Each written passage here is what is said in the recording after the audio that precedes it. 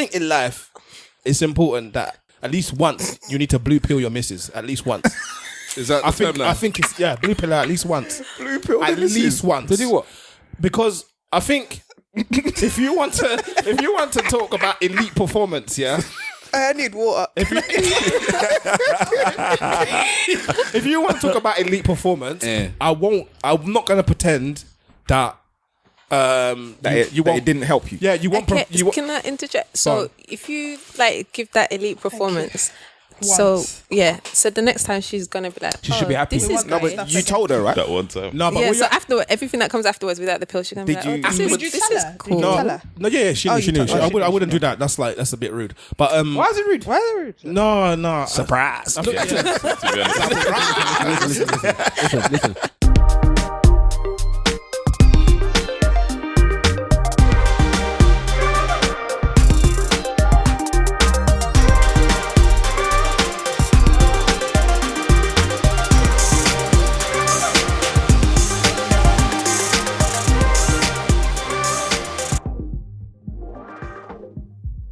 Yes. Ladies and gentlemen, boys and girls, cats and dogs, rodents and other small insects, welcome to another episode of the Eloquently Saying Nothing podcast. This is episode 235. Thank you very much for joining us. Use the hashtag ESN pod to join in the conversation. Plug. And at ESN podcast on all the social medias. Plug. Also rate and review us everywhere you can find us, and we are everywhere. We're on iHeartRadio now. I just hooked us up to that as well. Oh, okay, cool. So some more of our American fans can get to us. And Mr. Wolf, because of what you asked me the other day, I now know that like a third of our listens come from Spotify. What did I ask you? About the... Oh. I thought you were talking about maybe last week. This is why you should be on your phone. This is what I'm saying. No. I thought you were talking about last week, episode last week. And I was thinking, what did I ask you last week? So you're talking about what I asked you on a WhatsApp group. Yeah. Okay. All right. Now that we're clear. Okay. A third of our listeners on Spotify. That's nice. It seems so, from what I can gather with the bits and bobs that I've got. Now. Spotify is for me, it's a poor podcast app. But anyways, that's neither here nor there. All right. I am Stavros Boss. Get down. You can catch me at Stavros Boss. Thank you very much for joining.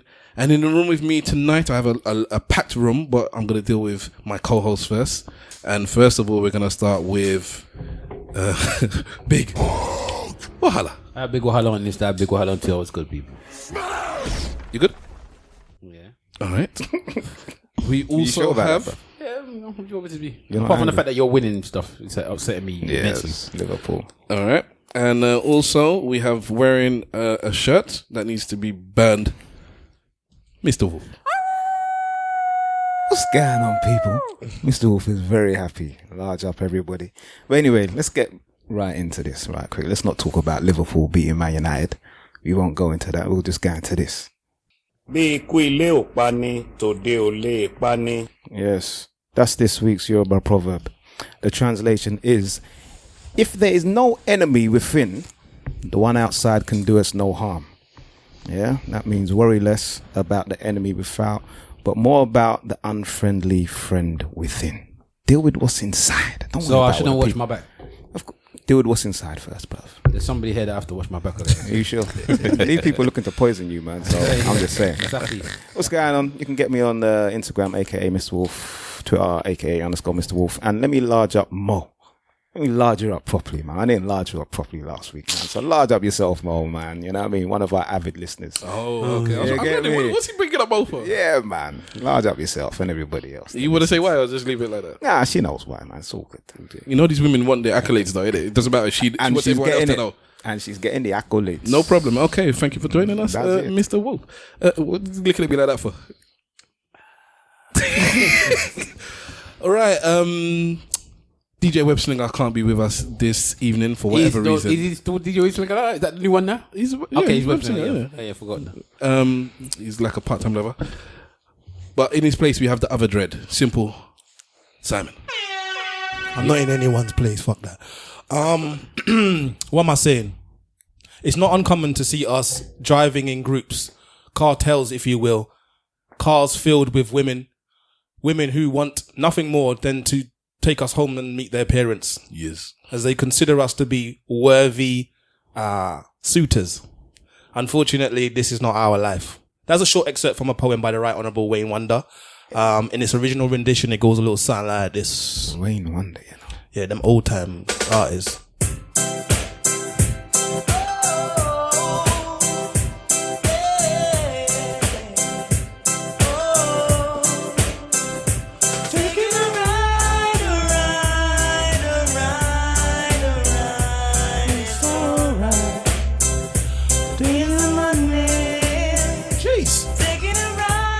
Necessary.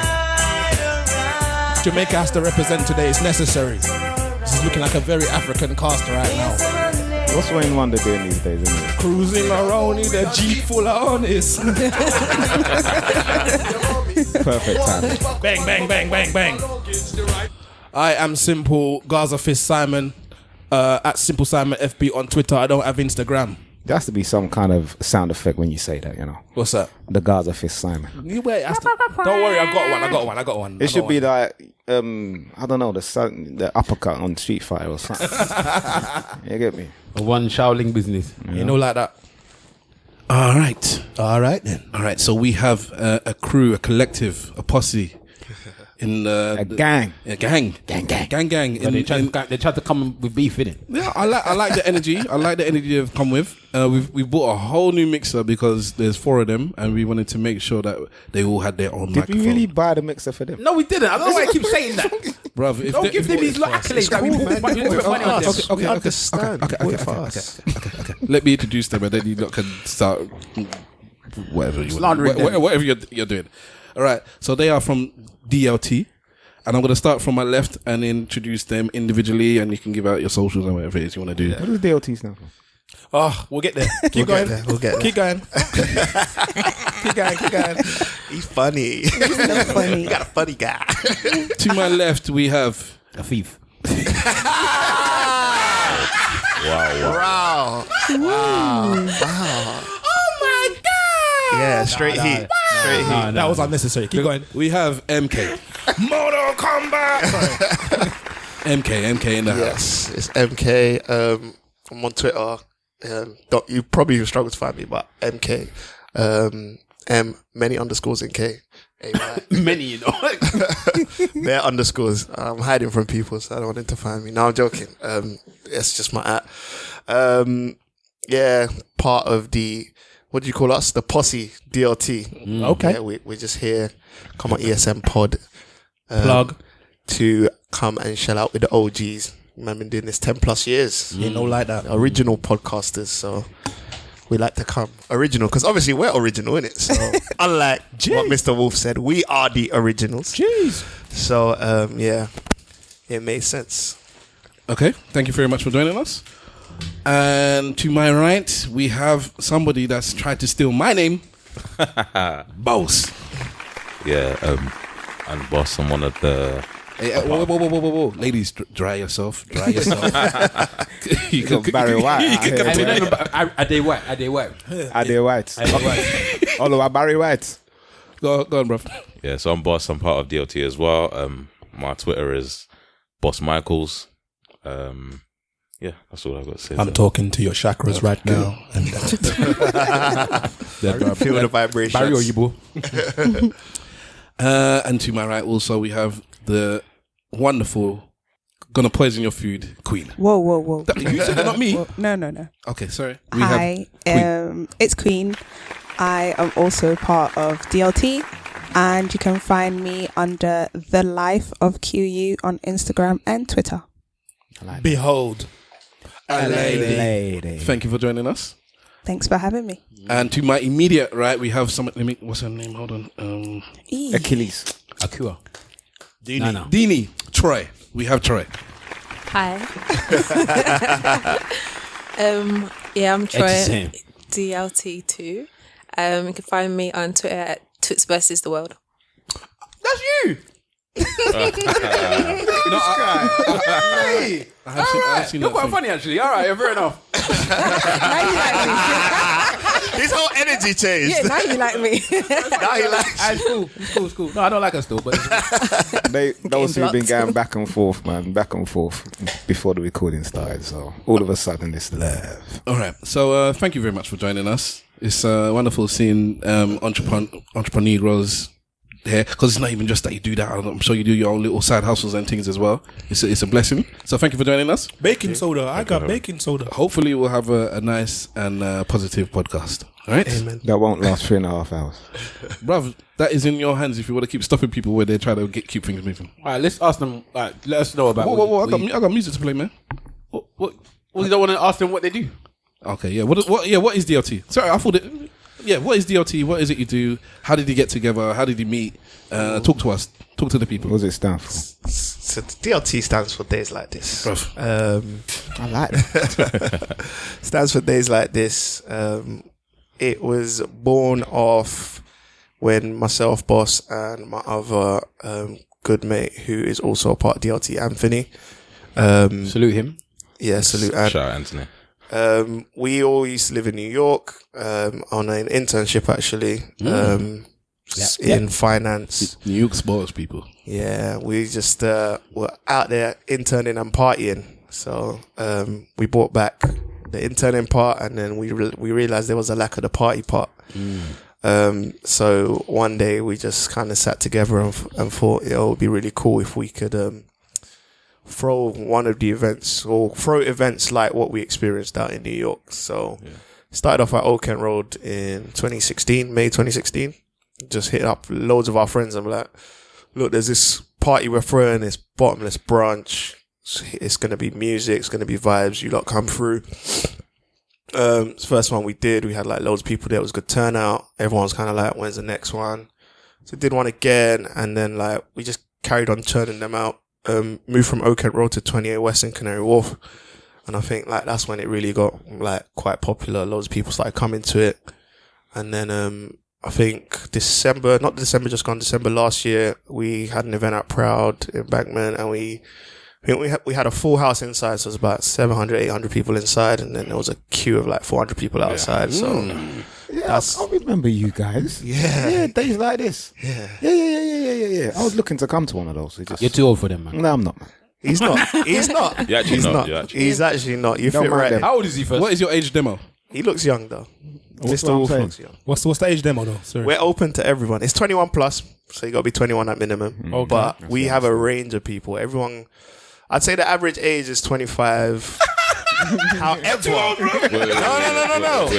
Wait. However, you will get Auntie Funke and Uncle Falabi who are 30 plus. So I'm 30 plus. So listen, remember what he said in the beginning? He said that the first few we invited our friends. Yeah. So it was our age group that were Which is blessed. And it's still a lot of them. It's a mix. We are not age mates. That's the point. I'm telling you, you fit right in. I'm your age mate, and he's your age mate. You'll fit in. That's what he said. These man here. You don't even want to go out and meet anybody. No, I'm married now. I don't need to go out anymore. You come with your wife. It's not. Just enjoy yourself. You can come with your wife and have a good time. I should come with my wife. Yes. Troy was like, yes. Couples actually come and party together, and they're like in the corner scrubbing with each other. So cute. Yeah. That's not gonna happen. Why My not? back is gone, man. I can't scrub again. Your wife's gonna hear this and say, "Well, we're going DLT." She could say it. She could say it. So I see you about. I see you on the socials, and over Christmas and New Year period. So these guys are doing big things. So could you tell us the big things you were doing over Christmas and New Year? Because you said you did something, but that wasn't the one I was looking at. I was looking at a couple of other things. So this December we hit up 3 countries. My bad. We hit up 3 countries in the space of 10 days. So we was in Nigeria. Homeland. We was in Nigeria. We was in London, in England, and we was in Ghana as well. Oh, Was Troy in Ghana? Troy was not in Ghana. Troy was looking after stuff. You didn't go home. You just left your people. You just left your people there. It's right, man. It's cool. It's right. So they all happened like differently in all fairness. So obviously last year we did the anti-New Year's event. That's what we kind of call it, because we kind of like to push that the fact that we don't really like going out on New Year's Eve. It's too expensive, it's crowded, it's busy. So here's a party that's going to give you all the New Year's Eve vibes, but it's not going to be at New Year's Eve prices and without the New Year's Eve wahala. So that's what we pushed last year, and that's where we had the event at Brown Embankment. So this year we did it at Box Park Croydon. So they did it overseas as well. Yeah. So there was definitely gunshot there then. No, it was good like vibes. so calm. But he sounded surprised, wasn't it? He sounded surprised. I heard you had a special Don't guest listen to there. them, man. Who was a special guest? There was a few. Stormzy pulled up that day. I heard that you're the reason why him and Wiley's beefing. It's just true. Nah, man, I had nothing to do with me. I heard that Wiley was Wiley just need to grow I heard that up. Wiley was upset that you didn't invite him to the DLT, and then he saw Stormzy there. Wiley, you're welcome to pull up at DLT anytime. No, he's too old for it. He's too old. He's too old for that. He had Ed Sheeran was there, and that was it. It just went crazy.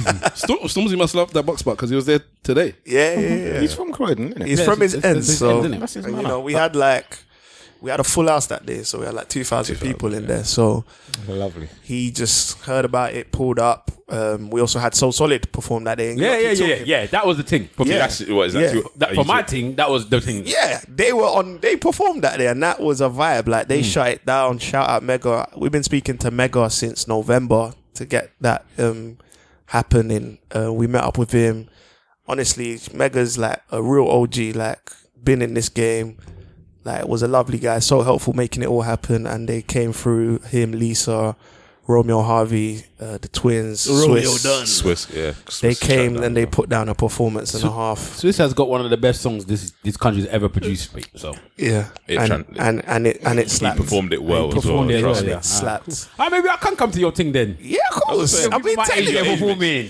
I'm telling you. I feel like you're gonna come anyway. You're gonna come anyway. You just want to make up a fuss. No. If I was gonna come, I probably would have come by now. So You're gonna come anyway. We'll see you there. let me ask you a question about the logistics of all this now, because it's like 3 venues that are considerably far apart, and that on like 3 different days. And what did the whole crew fly out to each one? Or No, we split up the team. So Anthony, who isn't here today, he was in Africa predominantly. shout out yourself, Anthony. It's Ghana that messed him up. That's why he can't make it. He's actually in Paris right now, but that's another future thing. International jet setter.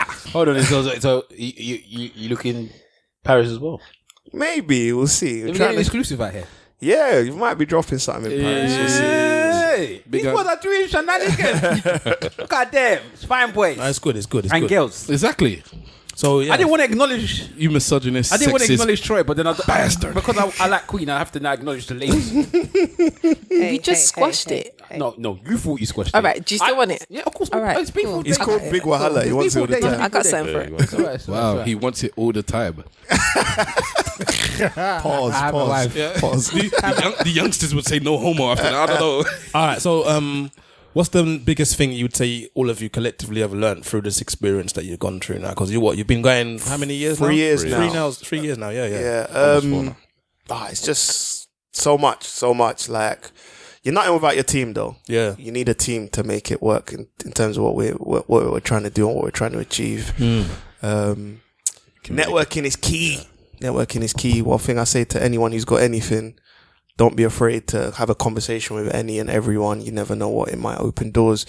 Like, for example, the Lagos experience that happened of someone who came to our party. Yeah. And he is someone, he's got a brand called The Plug, and he's quite well known. His name's Bizzle.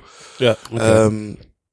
And he was like, yo, you lot need to bring this to Lagos. And when he initially said it to us, we were like, what do you mean? What do you mean? What do you mean bring I've this been to to Lagos? Lagos. Like, I haven't been Lagos up until this Christmas. I had not been to Lagos for like 15 plus years. So I'm like, what's happening in Lagos? I don't know what's going on in Lagos. Hey. Obviously, I know people go back there every Christmas, Hey. Didn't Cardi B show you? but yo, when Cardi B showed us, I was like, okay. So you mean to say it took a foreigner from in abroad to come I'd and show already you booked about your own I'd already place? booked my ticket by then, but yeah, like when he initially said it, was like, nah, but yeah, we just took the leap of faith and we went out there and we got the venue, we put it out there on the socials, and the traction was dope. Everyone was just like, yo, this like everyone was excited about it. Like London's hot event is going to Lagos, so One bit of advice: if you don't do another one quick, there'll be chameleons that will make their own. yeah, Very, but very, you know very, what? very fast. You know, and it's gonna sound cliche, but the more the merrier, man. Ew. Like, Everyone's got money to make, No man. one's trying to monopolize everything. No, I hear that. and the thing is, there's space for all of us. I want to talk about that later, but he's got a song to play, so let's go through that and then we'll go back to that African thing. No, do your thing, man. Do your thing. Okay, because I wanted to talk about the fact that about the tourism thing, because me and MK was talking back and forth in the DMs. about how things are going. So we was discussing about how they've gone to Ghana and they've gone to Nigeria now and whatnot. But we were discussing about how things are now turning the tide, and we need to start making it to a point where maybe we need to start making it annual trips. Yep. And people need to start doing these annual trips, because at the moment you got the trips where people go to places like, obviously they go to Napa, they go to Ibiza, they go to the Caribbean for things like Trinidad Carnival and other stuff.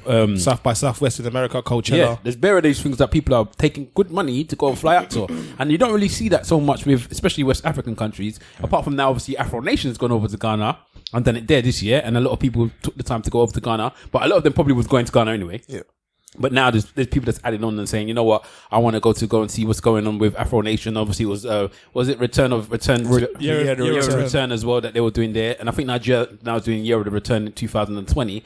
And I'm thinking there's a big opportunity here for people to look for these types of avenues to start African tourism, because at the moment the Caribbean, that's one of their biggest, I would say, ways of them earning a lot of money is tourism that they get. Core industry, yeah. And I don't think that especially West African countries don't have that.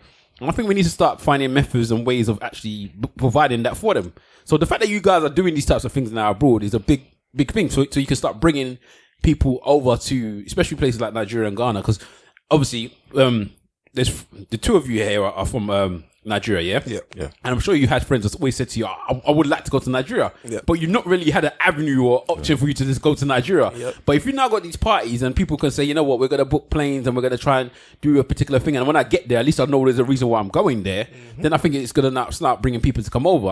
And now there's almost like a new hotel trade going in Nigeria as well. Like a lot of people staying in hotels now. Even people that's got houses in Nigeria are staying in hotels, which is odd. So I think that there's an opportunity here for us to start expanding in West Africa.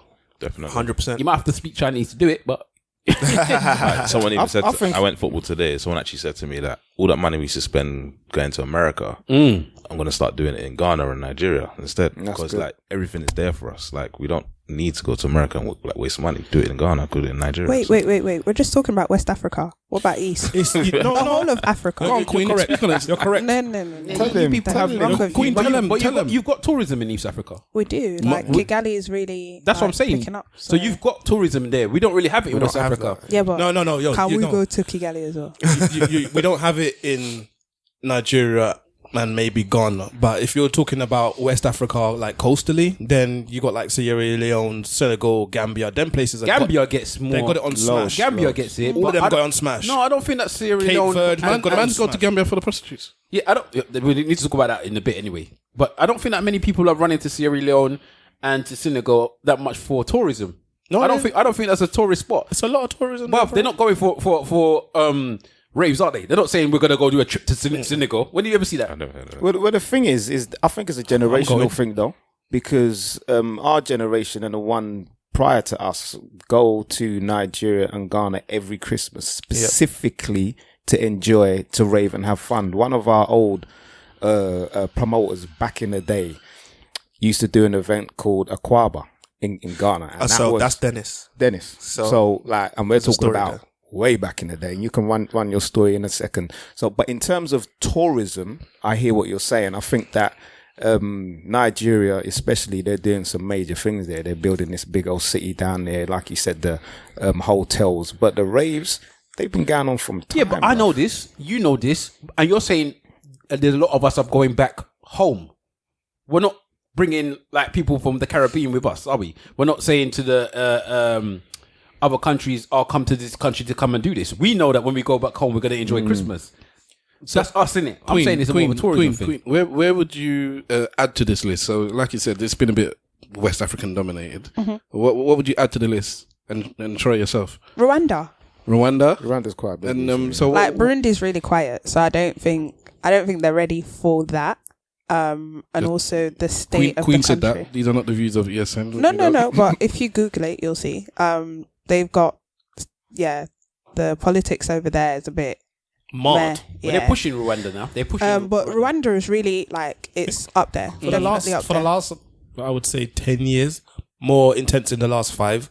Rwanda's been pushed as because go-to they've place. actually gone out of their way to pump money into their infrastructure and push tourism as a thing, as any Arsenal fan will be able to tell you. Yeah, because they obviously, you can see on the shirts now, it says visit Rwanda, and that was like a big deal because they go to Rwanda because I'm an Arsenal fan. I follow them on social media. They go to Rwanda. They have interviews there in Rwanda, and they showed it here. So they made a big deal about that one because they was saying that obviously at the time there was some political views that people didn't really adjust to in this country, but Rwanda paid the money and they said, look, we're trying to make a change, and the best way for us to make changes is to do tourism. Yeah. So that's what they're doing now. So it's a good thing. I'm not dismissing East Africa. I just think that East Africa's got quite a good tourism type situation going on. Let's say they're more advanced than certain places.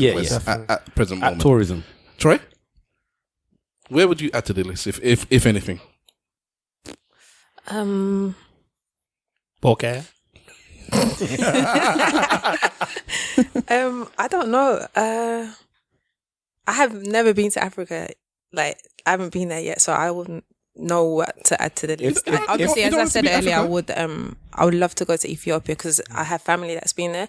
So that's one of the main things that is really pushing me to go to Ethiopia. So I guess once I go there, I can probably see, is that a place that people would actively go every year, as your friend said earlier. He's not my friend, man. You know. See how she treats me. She actually talks to me. She didn't even call your name. I see that. Spicy. Any Tuesday. She forgot your name. You don't have to be Africa. Anywhere else? It could be. We had exchange we're in the in Paris. Caribbean. Pardon? We're in the Caribbean. Just make sure you know. Where can we take DLT to? Tell her that she's. I keep saying Barbados. Hey, because crop over, talk but the then spice. you've got like crop over that's there Don't worry already, about and that's them. for like the Don't worry whole about them. Jazz festival as well, isn't it? yeah, St. Lucia Jazz Festival and things like that. Don't worry about them. No, I think DR would be good, and I think maybe St. Kitts is a small island, but they have so much culture and so much going on there at the moment. What was and the I first think place you mentioned? DR. The Dominican Republic. Yeah. That's trouble, boy. Why you say that?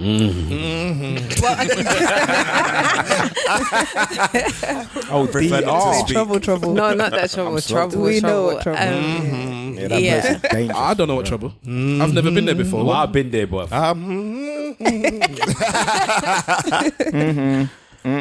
Troy, what kind of trouble is he talking about? There's a lot of really spicy women there, and we don't like them.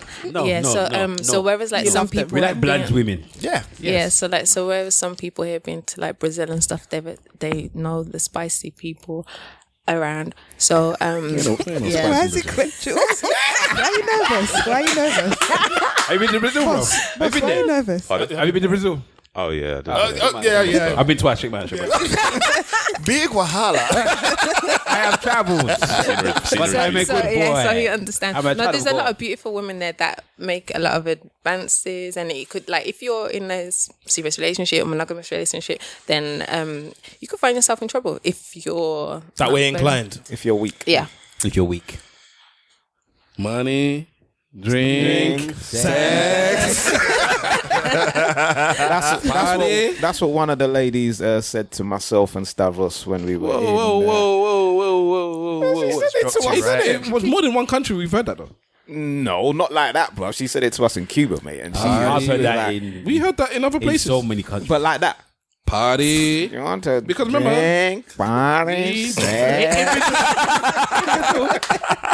And she was fine, boy. Well, Brazil ones were better when they was back in the day. Brazil, they used to come. They would just touch you and go, look at your blind. No, it was you, innit? Is it? No, they said it to many people. I like your black. And they said, I like your black. And they would used to touch people saying, oh, look at your hands. I want to Mario.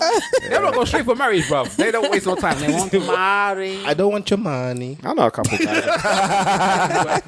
guys. That went over to Brazil and didn't come back. Yeah, they don't come back, bro. There's bear man doing it. They didn't come back. The man on the beach, innit? He was like, yeah, I got a friend. He's been here. He came here for a 3-week holiday. He's been here 6 months now. You'll probably see him later. The man rolled up and he had a child. Yes, he had a pram, bro. Mad Yes. He had entered. Yes. And he did not leave. I was living there for the big. After 6 months. He was English as well. That's what I was thinking. He was bro. there. No, I think he had been there, Left, come back. went back home, came back again, I thought he took somebody's baby and No. He has no, impregnated abroad. In abroad. That lady said, "That's my passport right there." That's it. But my ticket. I love you and your passport. Yep. All right. So that's DR and Barbados. All right. So hopefully, in Jesus' name, you guys will spread your wings. Amen. Before we continue, though, we have to deal with the elephant in the room. Which is the reason potentially that they're here today. Maybe it could have happened at another point, but today we're here because a few weeks ago we had. We're here because Georgette's a snitch, but keep going. Shout out George, man. Yeah. Shout out our sister Georgette, who promoted the podcast when there was snitching to be done instead of promoting it generally. Anyway, a few weeks ago we had our brother SA on. Hey SA, shout him out. And I mentioned that when I was with him in New York, he told me a story. So you can go back a few episodes. I can't remember what it's called actually, but maybe I'll get the title for it. You can listen. You can listen to the topic there. And he mentioned the DLT brand was something that. Oh, it's you guys. Oh, for real? I swear. Sometimes the Twitter bird just flies around this dude's heads. Because I'm not into the old Twitter and all the beef thing. It's not a beef thing. It's not a beef thing. It's a beef thing. It's not a beef thing. It's vegetables. Come on, man. No. It's just a rice thing. But he mentioned the DLT brand and how you guys mentioned 2016. Pre 2016 or pre whatever month it was. He had a brand as well, and he had his side of the story.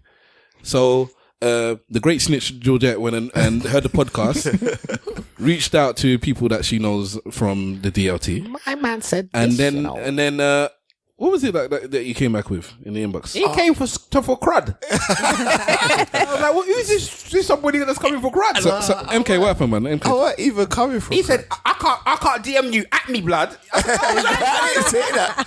I just say, yo, can I DM you guys quick? I just needed to clear it up because I don't know, man. It just sounded a bit, I don't know. Mr. Big Wahala has cleared it up because he cleared it up that it was not meant with ill intention and it was just said. And in all fairness to Essay, it wasn't a lie, I guess. You should have heard what he's saying. Some of it was kind of like, he was making it sound a lot more relevant than it was. But he said it on the mic so people could hear it. They can't hear me now. He was going in. Nah, but essentially, when we first started days like this, DLT, my good friend Boss, because Boss has this thing that he likes to do, where he likes to risk manage things for some reason. I don't know risk why. manager. He just likes to. Boss likes to worry about things before they've happened. That's good though. That's a good person to have. Yeah, but sometimes you get yourselves in situations like this. So I don't know. Needed to be done. Boss decided to give Essay a call and be like, hey bro, we're starting this party and it's a similar name to one you've done before. I hope you don't mind. And No, I didn't say. I didn't say. That sounds so. Why don't you let Boss tell? Yeah, Boss, you tell the story. What sounds more threatening? So yeah, you say it. So obviously the name came up. We've done our promo. When was the event coming? It was like a week later or something like that, wasn't it? Yeah. Like we've already done all the promo. We've started sending tickets, everything. So obviously, like as he said, I'm a risk manager. I sit online sometimes and just research some stuff. And I saw something similar come up. So I just thought, okay. I remember messaging MK and Anthony in a group saying, look what I found, innit? Anyway, so I just decided to give him a call. I don't know why, but I gave him a call to tell him, listen. Well, that's a respectful man. Yeah, no, that shows respect. Don't break his flow. Keep going. Yeah, like this is what's happening. Like, yeah, we've got a brand that we've built. It's already building traction before we even had our first event, and like it's similar to yours. We don't it's not a situation we've copied anything like that, but it's just a thing where like we're running with it now. And then like nothing really came of the conversation. I thought it was over there and then, to be honest. And then MK can go on from there. So you didn't. I know. Told him. No, it wasn't like that's what I'm saying. It was That's how you positioned it. It was just like he was just letting him know that. It was just like this. Like this is it. Innit? So I was on the phone to him with my strap, and I was just letting him know that this thing is going off. Yeah, that's going to happen. Yeah, nah, I'm joking. There's no breaks. It was breaks don't work. Very calm. Like, it was a very calm. You see the corner of Lennox and Third? That's our corner now. It was a very calm convo, and it was just like, obviously, Can you hear that? That's the sound of me taking off the safety. In hindsight, the conversation was probably unnecessary, but it was still like, it was polite. Do you know what I mean? Like, especially we didn't know what he had going on. And I've been to a few Got Soul events over in what's that hotel? Is it South Palace Hotel? Yeah. And I used to like the event. I like the events. I used to like the event. No, I still. Like, I haven't been completely. In a long time, so cool. I like the events because it was mad chilled, the good vibes, and the music was dope. So it was just kind of, we thought it would best be like. So he studied the op before he even did the team. Wow. I'm just he's adding pepper. It's all coming. He's adding Maggie. But yeah, we thought it was a calm convo. And then I think, I don't know, after like a few more events we've done, I guess the thing, we were kind of making a lot of noise and whatever it might be. Then there was another conversation with Anthony and then he was like, hey man, I thought you guys were going to change the name. And we're like, actually, there's no harm, no foul. We haven't actually committed any sort of crime here. So we're just going to hold on to that. Is that all right? So you just run with it, basically? Yeah, but then in the end, we shortened it. It's called DLT now, but everyone knows what the original name was. And like AFTV. Yeah. Yeah, because they had to do that because what Arsenal did with them. But and also it's also a kind of a different crowd as well. Like they're more of a like the soul and the R&B. We're for everyone. You know what I mean? Okay. So I got a question. Yeah, they normally say that behind every successful black man or something like that, there's a strong black women or something. Some old trope like that. What part do you two ladies have to play in this beef? Well, Queen is clearly somebody that don't care about her own people because as it was East African and she just stabbed them in the back straight away. Okay. All right. And Troy? I don't like you. That's all right. Nobody likes me. It's fine. And Troy? In this beef? Yeah. What's the? Nothing. Yeah, you had nothing to do with this at all. Nope. Yeah. Nothing. Nope. You knew nothing about it. The ladies. We don't beef. Okay. Just chicken patty. Are you sure about beef. that? Are you sure about that? There's a story. They don't tell us, so. Oh, they didn't tell you. Whoa. No. Is that what we're doing? A story? No, when the situation was happening, obviously they had it handled. So I think it's a thing where, like. Oh, you kept your gun on safety. All right, cool. It's better they I don't know what involved that gun anyway. is. You don't know where the gun is? Not that one. It's got the fingerprints on it. She said, I don't know where that gun is. You know No, I what? said I don't know what a gun is. Oh, our gun is. Okay. Sorry, a gun. Okay. Anyway, let's get off this because it's unnecessary and you guys have cleared yourself. No, it was needed to be cleared up. Yeah, It's but I'm saying cleared now. It's cleared up. There's no need for it to go on it anymore. Yeah, no more dwelling. Because S is not here now. So It's a calm conversation. We settled it. We found out different crowds. Everything. conversation. So yeah, You went Man here talking like gigs. Shout out SA. Shout out. yeah. I'll shout him out. Shout out HSA, man. Boss can do voiceovers, you know. I Someone's swear actually down. approached me for that. You should too, do so that, I'm man. actually You gonna can make start some doing it money with that, man. Serious thing. McDonald's, Look at these ladies. McDonald's is like 99p today. Get your Big Mac at 99p. That sounds like a threat. That sounds like a threat. Do you have problems with your flow? Yeah. Viagra's 99 pence also. All right. cheap for Viagra, bro. So a few weeks ago, You be buying Viagra? Nah, I don't use it. You at that age, don't lie to Nah, yourself. I've used it once before. You should. I bet you used the half of it. I've used Wait, it once before. wait. Who's used it? Me, I used it once before. No, wait. There's somebody else. I've used it. Oh, I you- use it out of curiosity. Why would you use it at such a young age? No, it's curiosity. He's right. Yeah, but that thing can hurt your heart, you know. Yeah, but that's what it depends. It depends if he's a risk manager. He didn't approach this one properly. I can tell. A man said he took the whole pill. Yeah, I didn't take the whole pill. I cut that shit in half because I didn't know what was gonna happen. They were selling that in a You had barber it as shop. well. I've had it before as well. So what kind of rapper don't even eat meat and you taking It had to be done. the pill? It had to be done. They were selling it in a barber shop. You know what? All right, I need to ask this question. Wait, what? Wait, and you bought it? No, man, From the barbershop.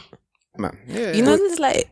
Nah, they weren't Magnums fakes, you man. could have picked up. Or like. Magnums, you know. Yeah, the drink Magnum or like. Does Magnum do anything for anyone? They don't do anything for me. I don't drink. Yeah, you could have had all of that. No. Hennessy? It was just out of curiosity. You said Hennessy. You a rough rider. Hennessy huh? don't make it. Can I ask you a question? drunk. So you man that used it? Yeah. Did you save it for a special vagina or did you just use it on anyone?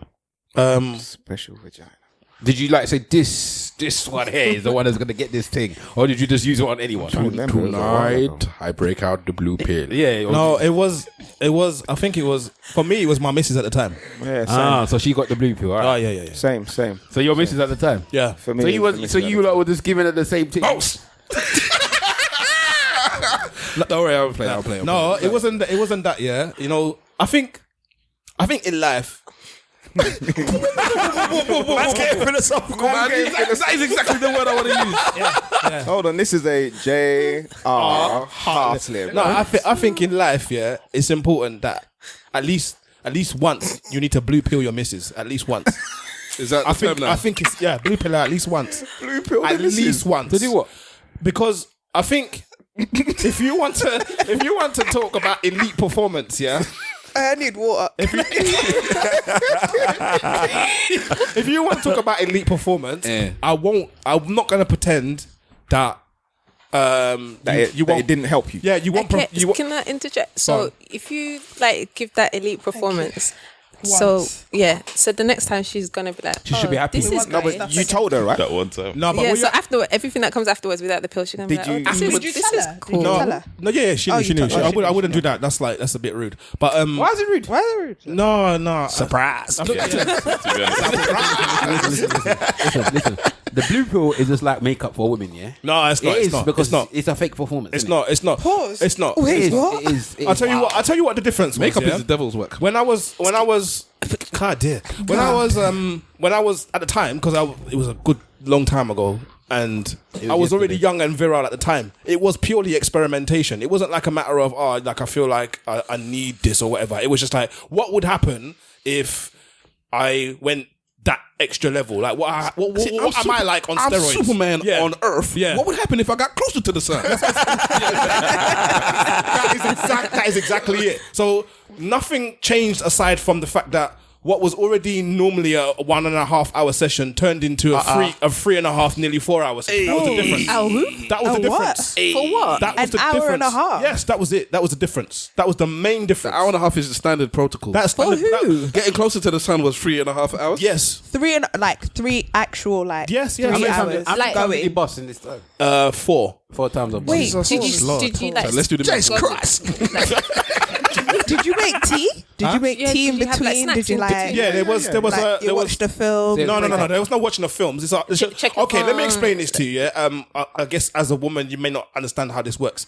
Oh wow. No. I'm saying like what the physicality of it is. Yeah, if you I don't know which dose you had, but when you lick down a blue pill, yeah, I'm being very literal. I put my dick in the doorway and slammed the door, and nothing happened. Wait, you actually did that? Real talk. Nothing happened. The door went. What kind of BDSM are you lot doing in your house, man? What? So I'm saying to you, it's different source. Hold on. Wait, but did you actually put it in the door? I put it in the doorway and closed the door, and nothing happened. And it didn't hurt. That's what I'm saying to you. Different source. Who told you to do that? I'm experimenting. Come on. Pause. Hold Did on. you actually enjoy it then? Because if you didn't feel anything when you slammed the door, okay, how do I put it? He's even sweating here, man. I thought you were being figurative. No, I'm being literal. You literally put your penis In the doorway and closed the door because I was like, "This how is hard." hard? It was hard, brother. It's hard. It was hard. No, like Oh, the door. says. Oh no, I'm not going too crazy with the door. That's mad. Yeah, bro. but I was making a point. Out of all the things you could have just knocked it on the table. But you decided No, this is one of. I gave you the extreme. I started off with a towel. The towel stayed. Yeah, I could have stood by the wall and just been a fucking towel rack because it was. You know what I'm saying? The towel stayed. Then we basically graduated from there. And So that's when where you we ended up with the door. you just continue. Was she saying? It's BDSM. I told you. We should try something else. He's like, Put it in the door. Put it in the door. How far? This is mad. What is It was this? like, does it hurt? No. Does this hurt? No. So she was trying to wound you. No, she wasn't trying to wound me. It's like it's an experiment. I Put mean, it if that way. that's what you're into, that's what he's into. Some people like Allow it, bro. me, man. Jesus. Leave him. That's mad though. But it was hard work. But like I said, I don't know what the doses of the whatever other man has taken there. So but when you bust, it just continues to stay hard. the bust nut is jokes, yeah, because it's like you bust a nut, woof, nut comes out, and you're like, yeah, and So you just stay hard. that Why would I want this in my life? But No. you know, there's an emotion. There's an emotion that comes He's with lazy. the nut. How am I lazy? Was it just was the emotion there or no? the emotion was. How do I put it? It was The motion. the emotion. Emotion. It was nulled slightly. So you know, like you getting post nut clarity, and you kind of like, shit. What did I just do? Okay, yeah, that was fine. That was okay. And then you kind of like had that moment. This don't sound like good sex. No, it was good. It was good. It was necessary as well. But you just start slamming your penis in the door. It don't sound like good sex. Wait, were you is sober? it like the hacker? Yeah. I wouldn't. Sober? Yeah, I couldn't drink with that as well. Hold on, Mr. Wolf. Then, so when you took your pill, yeah, was you feeling like? Are you sure he took the right? Because he sounded like he took ecstasy and the pill at the same time. There was Molly and the pill.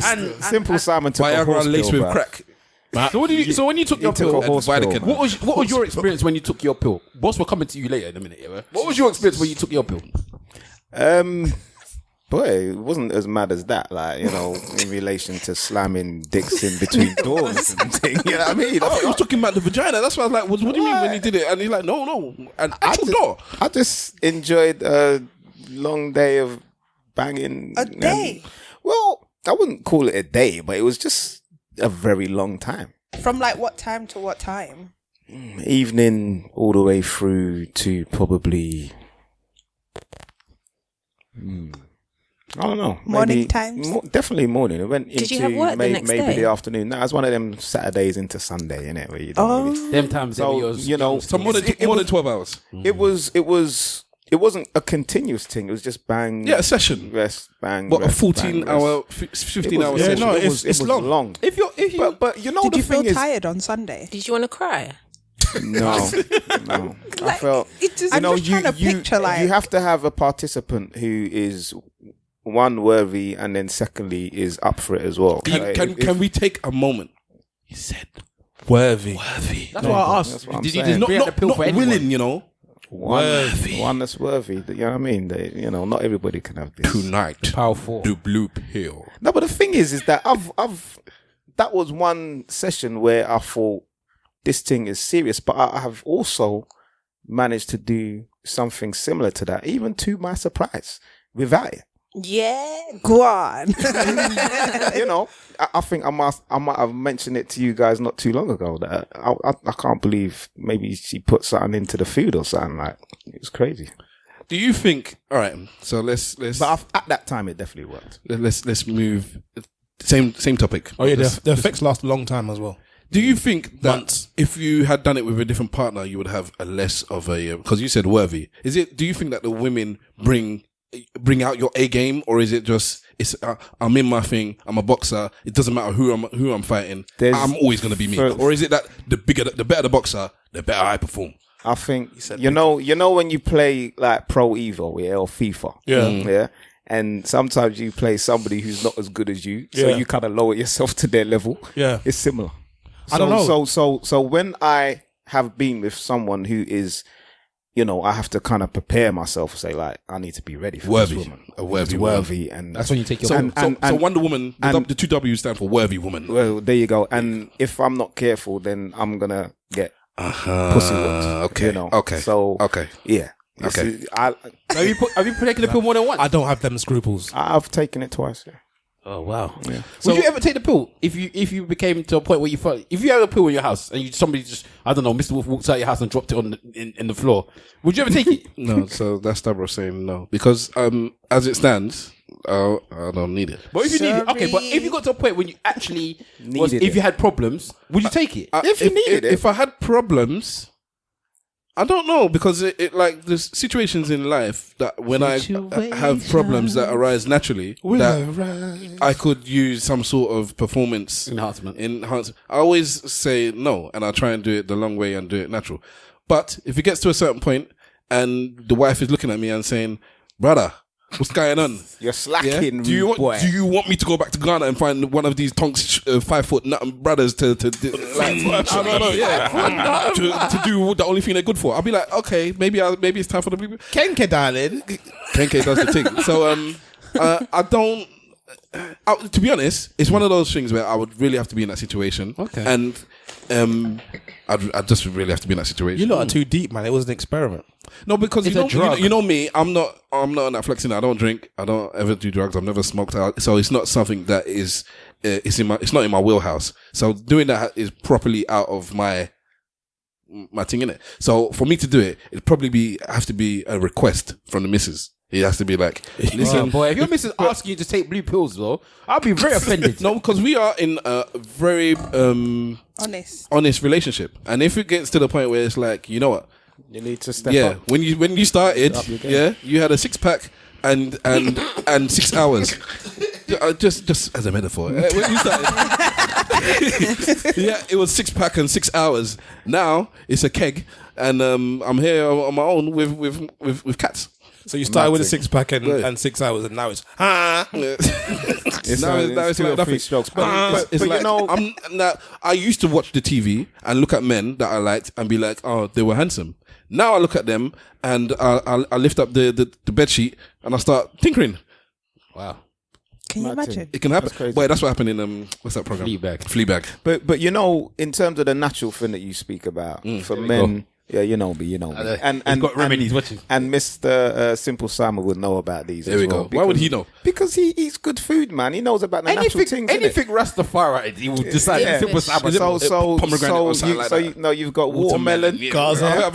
you got avocado, Gaza. and anything that contains zinc. Go on. So zinc for men is, trust me, it's good MK is for you, taking bruv. notes. Yeah, but you have to be careful. The zinc is the pregnancy. Yeah, that'll get your girls pregnant. That will get girls pregnant. So you might want to put a line unless for you that mean one. it. Don't do it unless you mean it. And obviously just Steamed kind of fish, Oh yeah, And okra. apparently. apparently. Okay. I want to involve the ladies into the conversation. Is it? Wow, Queen just did a blink. Is I this? don't do that stuff. Would you be cool with a man taking a pill and Experimenting on you. Yeah. Without you I knowing. mean, give No, me that is not the question I'm asking. Let Because and even then, all this without knowing, is a man taking a performance enhancement. It's not like he's once he injects you with it, it comes into you. But that's what I'm asking him, because they might find. me know. they No, might, but they then might you not would like know, wouldn't you? Like if that wasn't something that was happening on a regular basis, and then one night you're just going for how many hours? Only. How many hours? It was about 12 4 hours. It was about 4 hours. 4 hours. Is that long for you? I actually gave 4 up. hours. I actually gave up because the dick was That's still too hard. long. Why is anybody sexing for 4 hours? Why not? 4 hours. Why not? Session. A session, fair enough. But That's what we're talking about. We're not talking about one just complete talking about- beginning to end 4 hours. I'm having a food in between. There's no way I'm not having a food in between. Like you had, like there's a film, there's a snack, there's like A film? a cup of tea, like at least Nah, the 4 film's- hours. the That's a film's long excessive, time. to be honest. Yeah, man. No, How much like- sex you want? You have to be having 4 hours of sex. Maybe because I'm an old man now. Back in my day, maybe when I was young. Yeah, but these are young people saying that 4 hours is too much. the most I've had sex in one day is 9 times. Wow, bro, that's mad. As in from morning till evening. Infidelity. No, with the same woman. I just wanted to You're throw that just in a there. shagger, aren't you? It's the Jamaican. Actually, it's both. But That was a yeah. hybrid. But it's a Mr. long time ago. Jamaican, That's when I isn't was younger. I don't have that energy. But yeah, no more. like I don't mind if you let me know, and then let me know at least. Okay. I think as an experiment, like you said, Yeah. it's calm. But like a regular thing, no. Troy? I don't want those problems. Okay. One more question then. Interesting. You're in a loving relationship with somebody. You really, really love them, but that part of your relationship is, let's say it's the 70-30 rule. There's all these things that they have, and there's 30% in a relationship where it's usually that's where it falls short. Or they say 80-20. But if you look for that 20 somewhere else, then you lose the 80. So in this case, the sex is not the best thing in the world. Yeah. Then how would you be in a loving relationship? Whoa. So you can't love a man that can't fling it down the best. What's the minimum that you reckon I could be with a person, and the minimum like out of 10 is sexually that I could deal with? Like 7 out of 10 is the minimum I could deal with, or 6 or whatever. 10 out of 10. Right. Oh, come on, man! You need to be You know what? realistic. These new age women are too demanding, do you know? That's why you need to sleep with the 8.5. artists. No, she's being serious, man. Troy, are you the same? 10. Because then my question She's it doesn't really Bayesian, hold much It's validity. definitely a 10. She's Bayesian. As you said, there's things that you can do, like switch out your diet and all of that stuff. But okay, all right. Let me ask my question, and then if you say it doesn't work in my head, I can't answer that question. Then cool. So you're with somebody. The sex, Hypothetically speaking. yes. The sex is, they treat you nice. They're getting well with the family. They're making money. They look good. Everything. It's just, unfortunately, the sex is not the best, but it is just the bare minimum of what I can deal with, because it brings so much else to the table. we're not friends. Wow. I guess there's no point in even. No, it's true. Let me ask How about you, In order Queen? to actually get there- Queen. Yeah. How about you? I said Same that. thing. She said it Yeah, first. done, bro. It doesn't make sense. But to the guys though, then, if you was with with a girl and the girl wasn't, because this I think is a completely different thing. But everything else is live, but the sex is not necessarily the best. but they could. I'm assuming you said they could take something to enhance it. I want to hear if they're gonna cut things off from there first. Would you cut it off? It's very unlikely. No, I wouldn't. I think men are very much different with their women in this situation. But the thing is men that want to just get somebody. No, men sad. want to be the teachers, don't they? Like you guys like saying, No, they're in a long-term relationship. It's not good. Listen, men want peace and quiet. So if you're giving us peace and quiet, we're not stressing our brain. You're not doing this, but you can only ride for 30 seconds. Then but the big Wahala, listen. Bad vibes anyway. People ride. What's Ride? People ride. I want that peace. No, but the thing is that from What's riding? what I know, What's riding? What's that? That is bad vibes. Bad vibes, you know. Nah. from what I know is that disgusting. women are more demanding when it comes to sex than men. Yeah, That's men's fault, though, you know that, innit? No, but you've heard me coin the term that men just want to bust in it. Sometimes we just need to release and we need to get that out of us. For women, they need to have an experience. You get me? And that's how I find. No, they also need to bust. It just takes a lot longer for them sometimes. We've also spoke in season 1 about how men sometimes intentionally don't perform so well because the woman is shit in bed, and sometimes women don't take that into account. Women, all right, and this is Stavros saying this, and maybe I'm wrong, but I'm not wrong. Women, in general, as a whole, I believe, are worse in bed than men are. Wow. Because they don't have to be. Look at what you just heard. The two men just said that they would accept the woman that wasn't. Them? Can I finish? They would accept the woman that brings everything else to the table, and unfortunately, is not the best in bed, but it's like the minimum. Do I believe them? Also, do I believe these two? Yeah. Hopefully, I believe that my Nigerian brothers would keep it real. I think there's a I think men are more likely to accept it. I don't know if that means women are overall bad. No, so, I didn't say bad. I said worse. Worse, yeah. Like men will put up with it because that's just what men do. Like, do you know what I mean? But and be faithful as well. There we go. There you go. I can't speak for other men. Loyal. Me myself, They'll be loyal. I don't know. Black men don't cheat out here.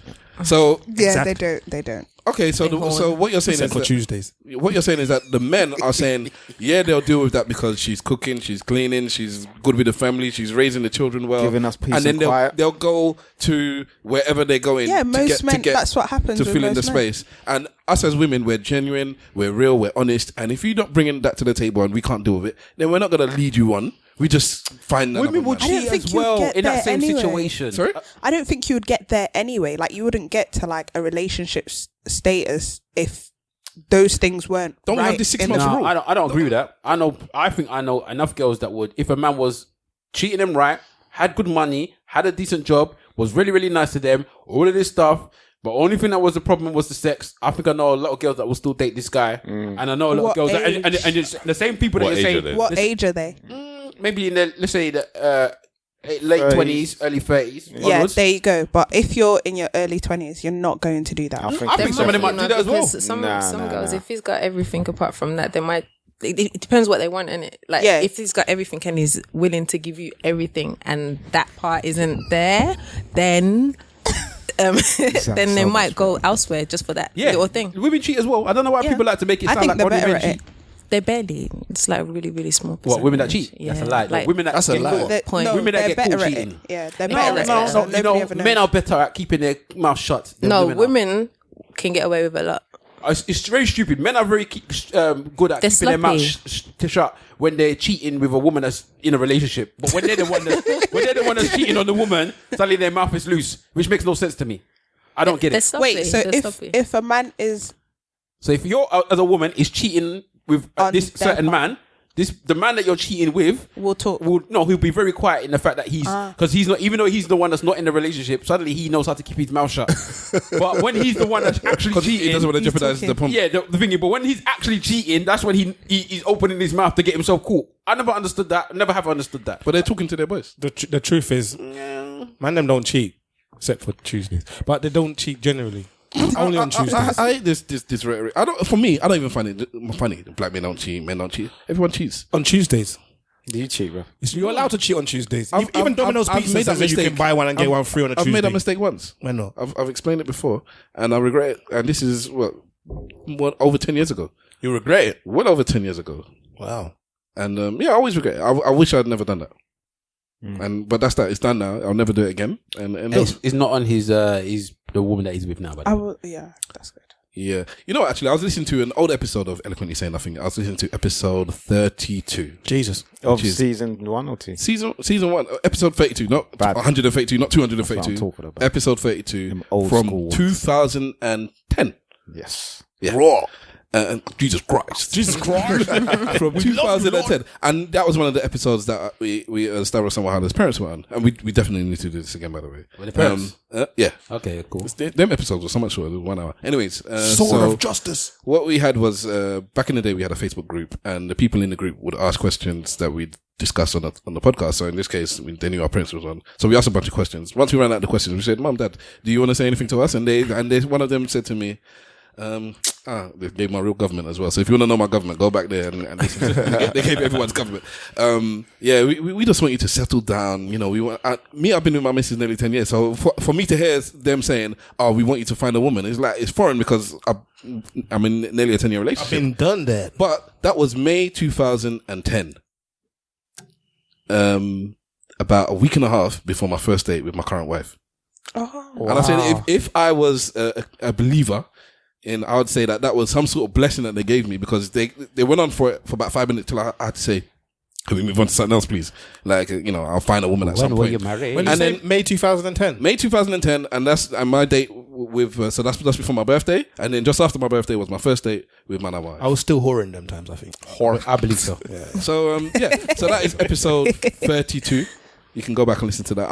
In fact, that is going to be my Stavros says as well. I'm going to get all 3 episodes that our parents were on, because they're really good, basically. So, before we move on, I'm going to play one of my songs, because I've been waiting patiently, because I am that kind of dude. And it's one of our old school songs. And seeing as we have some youngsters here, I'm interested to know if they've ever heard this song before. So let's see how it goes. Hopefully it plays in good time.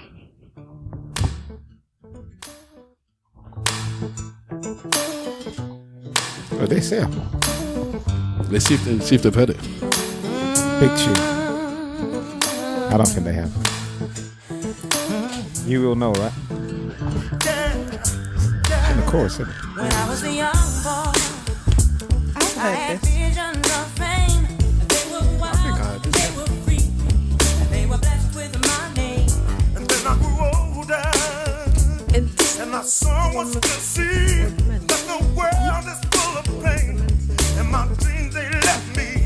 And then I got stronger. Yeah, it's with like loads of men. Inside of It's all the men. Loads of men, yes.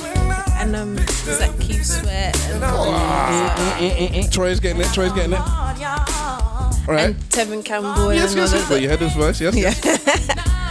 So for 5 extra points, it's from a soundtrack. What film? Oh, what a film. What sounds like this guy? It's not the brother. Nope. No way. He was before that. When it gets hard, Are we going to play a song every week now? yes. Right. Let's hear the chorus. Oh, this tune bad, you know. It's a bad song. The name of And the film is wicked. I can see the film, but I can't. Can you have a clue? Thug Life. Huh? Is that Tupac? No, it's not. You could, all right, you know. He's not in it. He's not in it. But what you could say is that somebody that he had a relationship with Was in it. was in it. Oh, okay, Jason Lyric. I know it. You're not meant to say it as the old head. I don't know. I didn't know. I went to the toilet. So the film is Jason Lyric. The song is You Will Know from Men United, I believe. You know, did a pig. Is it Man United? Yeah. Which is not Man United. Yeah, but when you say Black Men United. Sorry, Yeah, Black Men that's United. right. You will know, and it had a plethora of popular R&B artists from On the whole song itself. On the same song. on the same song. I believe it was written by our friend, potentially Robert Kelly. it may have been different, no? I'm not 100% sure, but it might have been written by R. Kelly. I should really actually check. Yeah. And so that is my old song of the day. And Jason's lyric, who remembers it? I remember one particular part of this lyric. You saw some titty. When the titties came out. Yeah, the picket titty. That's such a slimy bastard, Bruv, bro. you were at that, when it Back in came the day, out, when I was young, bro. you were at the age, innit? If you saw a little slip of titty, then that was it for you, special, man. boy. It's when my girl showed Before, her this is titty before as the well. internet, man. You didn't What's have her name? Halle Berry. You know them times there where you're not even meant to be watching the programs with your parent and then the titty just slides on the TV and it's like, Teddy. you feel a little awkward. All right. Let's break out into some topics, man. Guys, I don't know any of the topics I've been running around. You've just added them today. So I'm going to let the people that have added the topics introduce the topics and then we can discuss the topics. So hopefully somebody actually knows what they wanted to talk about because I'm sure all three of you added something. Not particularly, to be honest. You was talking about Akon. Oh, Which yes, all links yes, into yes. the tourism thing. The tourism thing. Let me see if I can find So a we're talking little about African something. tourism. Akon, as we know, is Locked up. He made that big tune, Locked Up. He had a record company. He had some really, really big artists. He made some serious money.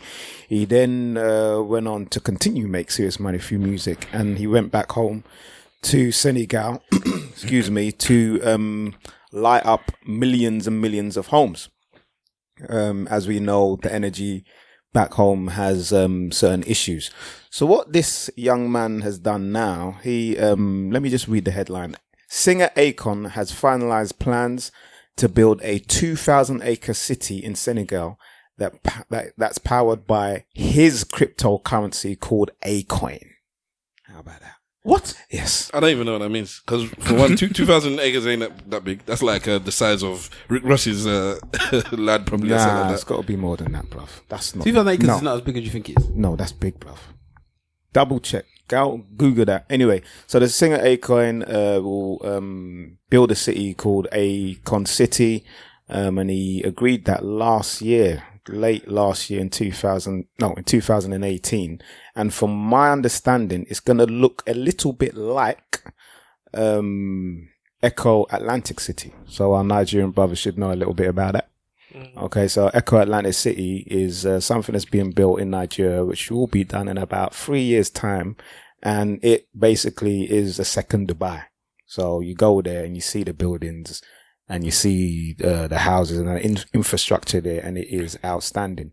I just wanted us to talk about Acoin, his Acoin. But I don't get powered by. You keep calling him Acoin. Why? Because that's what it's called, bruv. That's the name of his cryptocurrency. That's what his cryptocurrency is called. I thought you were talking about Akon and you just kept on calling him Acoin. No, you know they're not coming for us no. because we keep calling you the wrong them name. Ghanaians because can what I sit said, down, innit? man. Keep complaining. Sit back down. What you mean? Yeah, no, his cryptocurrency that is going to be used in the city is going to be called Acoin. Okay. And it's going to be called Akon City. And he's got some, high established people from Senegal that have signed some papers, and I don't see any Oriental people there yet, which is at the moment is a good thing.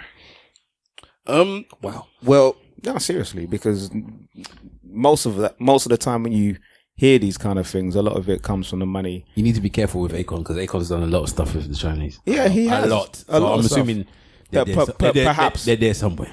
somewhere. Well, They're there but somewhere. I think he's doing some major things, and I just like to see us giving back to our people. We've had these guys who've done some things back home, and for me, that is giving back in some way, shape, or form. You know what I mean? So what he's doing is that he's making some major moves. Yeah. Jay-Z spoke about major moves, and he's making some major moves back home, and this is what we should be doing. I think he deserves a round of applause if he gets this through. Even if it's him that's fronting it. Well, last week we was talking about the currency between the Echo currency, wasn't we? Was it last week or the week before? A couple of weeks back We were discussing the currency thing. So I suppose this is a good thing for us to have. Do you know about the Echo currency? No. All right, so them lot could better describe it than me. But I think there's a few West African countries are now linking up to basically have their own currency and get away from the franc, isn't it? Yeah. So choice countries being a bit skeptical about it, but I think most of the rest of the African countries, apart from Nigeria, have been quite we're going to be on it. Quite happy to get involved. The West African countries, sorry, I should say. the French-speaking West Africa. French one. So they're looking to get involved, and I suppose this is like an extension of it. So if people are now looking at avenues to distinguish themselves in Africa as a different entity than the colonialism that comes before it, I always think that's a good thing. 100%. We not need to have a new identity in Africa. We can't just constantly be looking at the colloquialism that we've had in the past. Who, sorry? Colloquialism. Yes. What? It's a word, bruv. Colonization. Because colloquialism is something else. Yes. It's speak. It's speech. Yes, but it's the word I was using. Colonialism, sorry. Right. If that, sorry. I have to pull up there. Sorry, brother. Don't pull me up again. Why can't I just say things wrong and go past? Is that how your boys do you? When Mr. Wolf says something wrong, you're quick to jump in. No, I'm laughing. Very, very I will laugh, but I won't necessarily correct him. Because I'm his boy. But you people have your flow has been stunted. So but anyway, take that blue pill and start that's why I didn't want to say what it was. I wanted somebody else to do it. But you pushed me. Blue pill. No, you're talking about the next thing now. You've moved on. Oh yeah, so I was saying that we need to have a new identity. So if these guys are going to come and bring identities to the countries, I'm all for it. But I'm always skeptical still at all times because I never trust. Isn't this the second sort of thing that Akon's tried to do back home? Yeah, he did the lighting thing with like the I solar said, powers. the solar power. That was I can't remember how heavily many. backed by Chinese. Heavily backed by China, but at the end of the day, he did it. He did something. Yeah. We can't pick too many. Unless they did it and said, "Can you be the front for our solar panels, please?" We need blackface for you. And do you know what? That's not always a bad thing, though.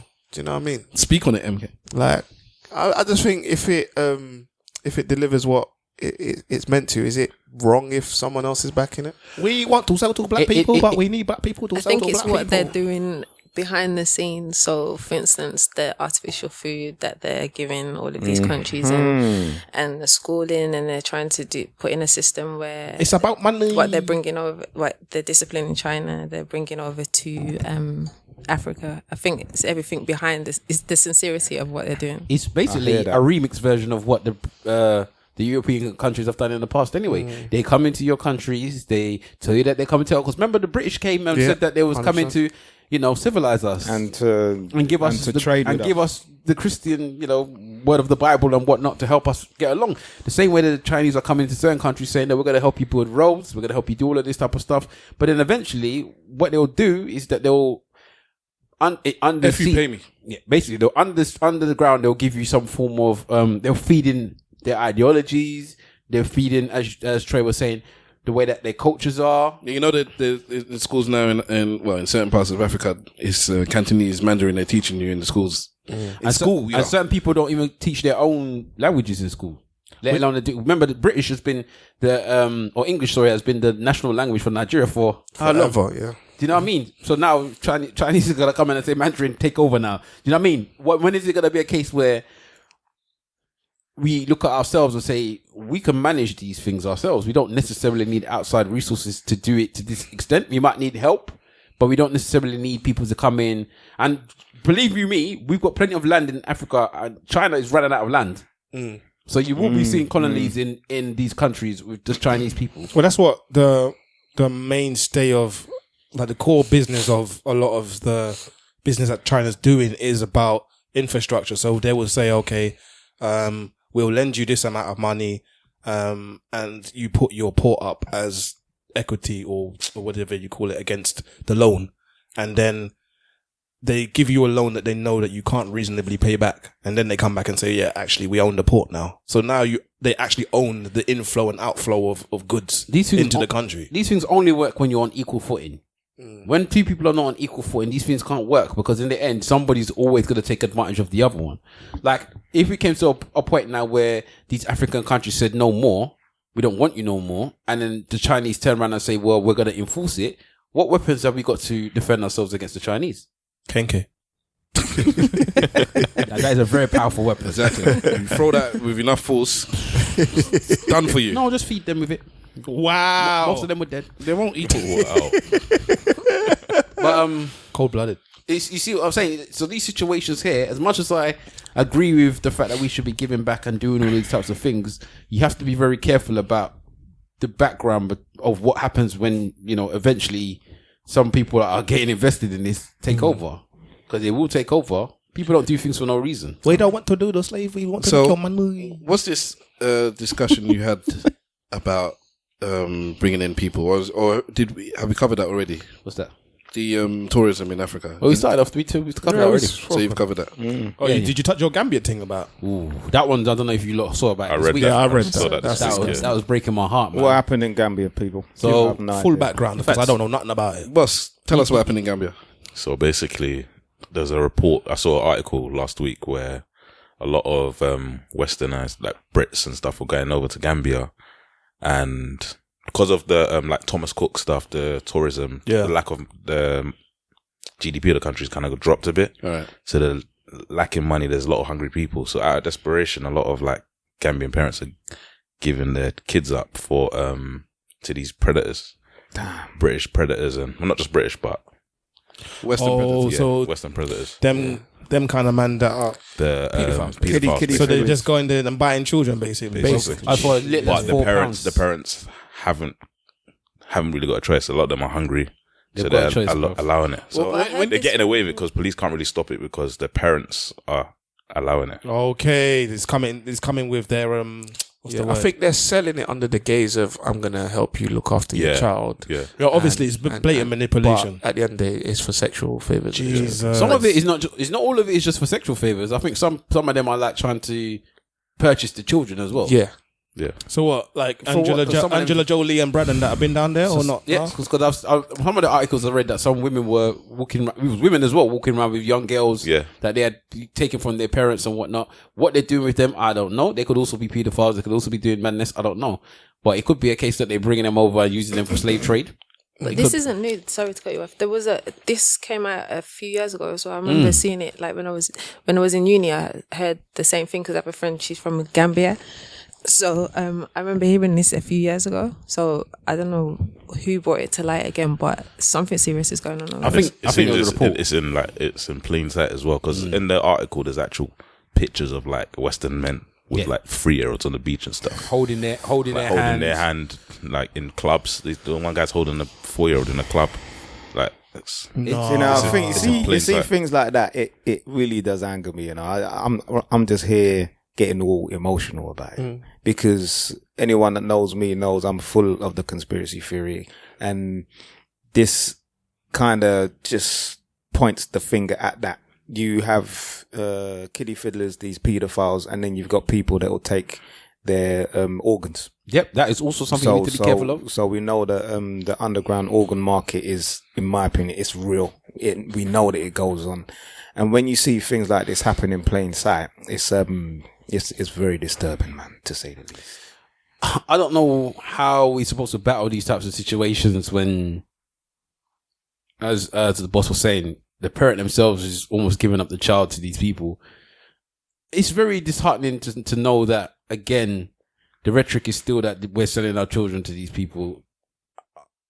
I'm not a parent, so I can't speak on it, but I just can't see me being that bad that I would give my child away to somebody knowing that potentially they could be doing them harm just to get a little bit of money. But I don't know, man. It's just sad. So the same way I was talking about tourism coming to Africa, this is not what I'm talking about. Of course not. Stavros? I'm close to tears, so I got nothing to say. I can't even. I'm distraught right now. I don't know. I didn't know about this. And these things happen worldwide. You know, it's not just Africa. You'll find it in eastern and southern parts of Asia, and even on our shores in the UK and the United States. There is a nasty ring of people that are out there. Some of them are prominent individuals, and they get away with shit. And this is the kind of world that we live in. And when people say that they don't want to have any children because of the type of world that we live in, when you hear these stories, you kind of understand it. You know? You know what? There's just two sides for me. There's one, it's almost like I get to think my daughter's safe at home. Thank God. And then there's another side of me that almost, it's like, there's this, I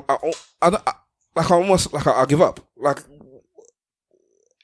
I just don't understand the world. I don't get it. I don't get it. That part of bringing somebody into this world and them having to deal with this stuff. I was talking to my missus actually when the question time was on this week, and they were talking about the environment. And I said, if my daughter has children, maybe her children could witness enough natural disasters that they're talking about the end of the world is soon. So like my great grandchildren could be having these discussions. Is it fair for us to be bringing children in with the way society is? Because in the next 10 years, if we haven't changed things back, if we're not rolling things back, then we, as an industrial nation, and the industrial nations all over the world, we've gone too far with the stuff we've done to the earth for it to ever go back. It's like, it's too far. These fires you see, these droughts, these floods, it's all man-made. And it's getting to the point where you'll have like the Five Eyes or China and America and all these people will say, we need to roll back on certain things, and you Africa need to roll back on it as well, and you India need to roll back on. And it's like, but hold on, you had 150 years, 200 years of industrialization to get to the point where you are now. So now you have what you have. You have the infrastructure and the cities, and then you're saying, you know what, we're going to fall back and we're going to deal with wind and solar and whatnot. So everybody needs to do that. And then the people that have had nothing that you colonized, held back, then left, they've country is 40 years old, 50 years old. They don't have it at the time to catch up. It's like, well, we got all the coal here. We're going to use coal. No. You can't use coal. Okay, we got this. No. You can't do that. You can't do this. Like Britain was built off the backs and America was built off the backs of of child labor, of having no rules. So what's happening in China where they're talking about selling, I'm ranting now, where they're talking about children building your iPhones and whatnot. It's not that it didn't happen here. What they're talking about, there's gay things going on and in Congo, in certain countries, and you know we're wagging our finger saying that you can't say that it's illegal to be gay. In our lifetime, it was illegal to be gay in this country. It's only recently that they've said, we're going to change our rules, and then now you start wagging fingers at everyone else. Well, everybody else is a bit behind you because you held everybody back, and it's like I'm kind of disillusioned with everything right now because I'm always so blessed. I know I'm so blessed. It's almost like it's not fair. Because there are other people in such a disadvantaged position. So I feel almost guilty. I just feel guilty that I'm happy. I have nothing to complain about. I can't look at anybody and complain with a clean heart. If I complain to you, really, you should give me a slap, because what do you have to complain about? Right one. Nothing. You have nothing to complain about. You're happy. You have a missus. You have a child. I'm buying a new house. I'm living life. I'm just now we're discussing going on holiday. I was talking to my friend that was with her earlier on, and she's like, you know, we shouldn't be going on holiday. We can't afford it. And that's what my missus said. I said, no, we can afford it. All it means is that we have to slow down doing something else. It's not that we can't do it. We can go on as many holidays as we want. It just means that we have to slow down doing this. And it's like, I'm at that stage now where it's like, I can do what I want. I was talking about spoiling our child the other day, and I said, when my parents were coming, I don't know if I said on the pod, so if I repeat myself, please stop me. I said that when I was coming up and my parents said, no, you couldn't have everything you wanted on the TV, it's because they couldn't afford everything I wanted to see. When I tell my daughter no, it's because I just know that I don't want to buy you everything. I'm spoiling you. It's not because I can't. I can buy it all. So it's like... Baller. No, because I think everybody here probably earns more than me. So that's, I'm putting my hands up there. But no, I just deal with my money well. My point is that I'm in a position where I'm smiling on one side, but on the other side, the higher I get in this, and on this side, it's the other side of the ruler is telling me that there's other people that the success you have means that other people you're taken away from even. And I don't know what to do because I know this right now. I'm not going to stand up and say, you know, I'm going to give my wealth away. I'm gonna fight for this charity or that charity. I'm not, but I do my small little things and that's it. But what is that really bringing to the big scheme of things? And when we're talking about selling children, what's my little? Am I gonna go to Gambia and was it Gambia? Gambia, yeah. Am I gonna go there and fight the good fight? And the thing is, I'm due to go Gambia, you know, and I'm not gonna say that this is gonna dissuade me, but what happens if you see it? I could not go there and see that. I could not go there and see that. What happens if you see it? I could not go there and see it. I would get arrested. 100%. I know a few people that have gone to Gambia and, you know, bought land. You know, that is a place where, when it comes to tourism, it is a big, big hotspot for black people. A lot of Caribbeans. A lot of Jamaicans go there. You know, and, I don't know, you know, in Revelations, it says that all of this shit is going to happen. And it's actually happening. But this is cyclic.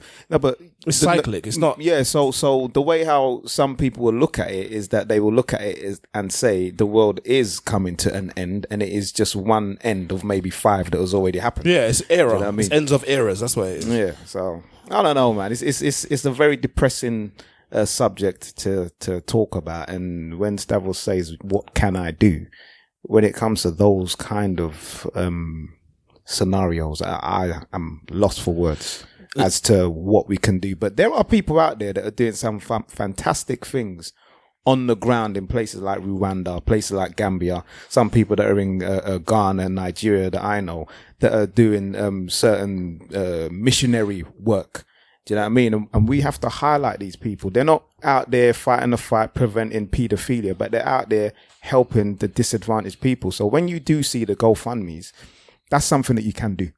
You know, when someone's saying, you know what, can you help me out? I'm going on a missionary thing in Nigeria or Ghana.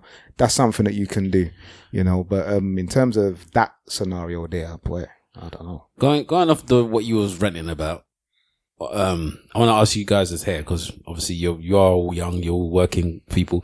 Do you ever in your heads have that thought pattern in your head where you think to yourself, I'm in this privileged position, and kind of feel guilty about being in a privileged position? When I say privileged, I don't mean white privilege, obviously. I mean privileged enough to be able to work, tend to be able to get the things that you want. I got that white privilege. You are the opposite of the white privilege. Tend to have those things that you want, you know, tend to be able to live your life to a point where, you know, you're not necessarily... They can set up their own wanting an event and push it.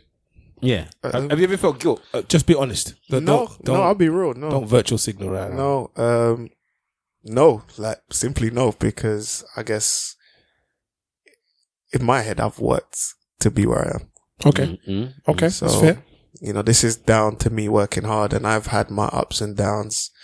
I've had to grind. I've had my lows. So as much as I'm fortunate to be where I am, I've also worked to be where I am. So I guess I got to appreciate that and be rewarded for that as well. But obviously, comparing it to less privileged people back home and people going through what they're going through, I am in a much more privileged position. And I guess if I've never thought about it like that. So if I was to think about it like that, I guess, yeah, I mean, you can have a sense of guilt, but at the same time, we don't have it easy here either. You know, we're still a minority in this place. And for us to even be... How's it hard? Let him finish, man. For us to even be where we are, where we're working in banks and whatever we do, we're lucky. We're still lucky, you know, because it's not everyone that ends up in these positions. They don't. I mean, if you are going to compare that situation, the paedophilia with the kids in Gambia, to the struggle that we face as black people here, in reality, there's no way that you can compare the two. But you cannot say that you have it easy or we have it easy. There are certain situations that we have to face in this country that are not easy, bro. Yeah, but you understand. But if you're gonna compare it to the madness that goes on in Gambia, for example, then obviously, you know, you can't really compare the two. What about you guys? I don't feel guilty, but I feel there's a strong urge in me to get to a point where I can give back. I'm all about giving back as I've been raised. So my drive for success is to get to a point where I can go back to my countries or even other countries and be able to give it. Like, I'm into philanthropy a lot. So that's what essentially I want to do. I want to go back and like build schools. I want to improve healthcare, even the smallest things, improving healthcare. That's not a small thing.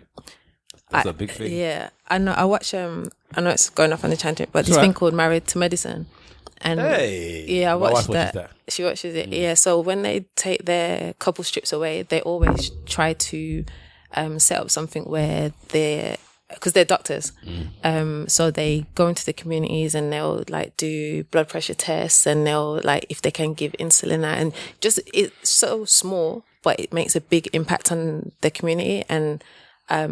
That's what I'm all about. I like to give, I like to help people, and it doesn't make me feel better, but it just lets me know someone is in a better position than what I met them in. So I don't feel guilty. I think everything's kind of aligned the way it should.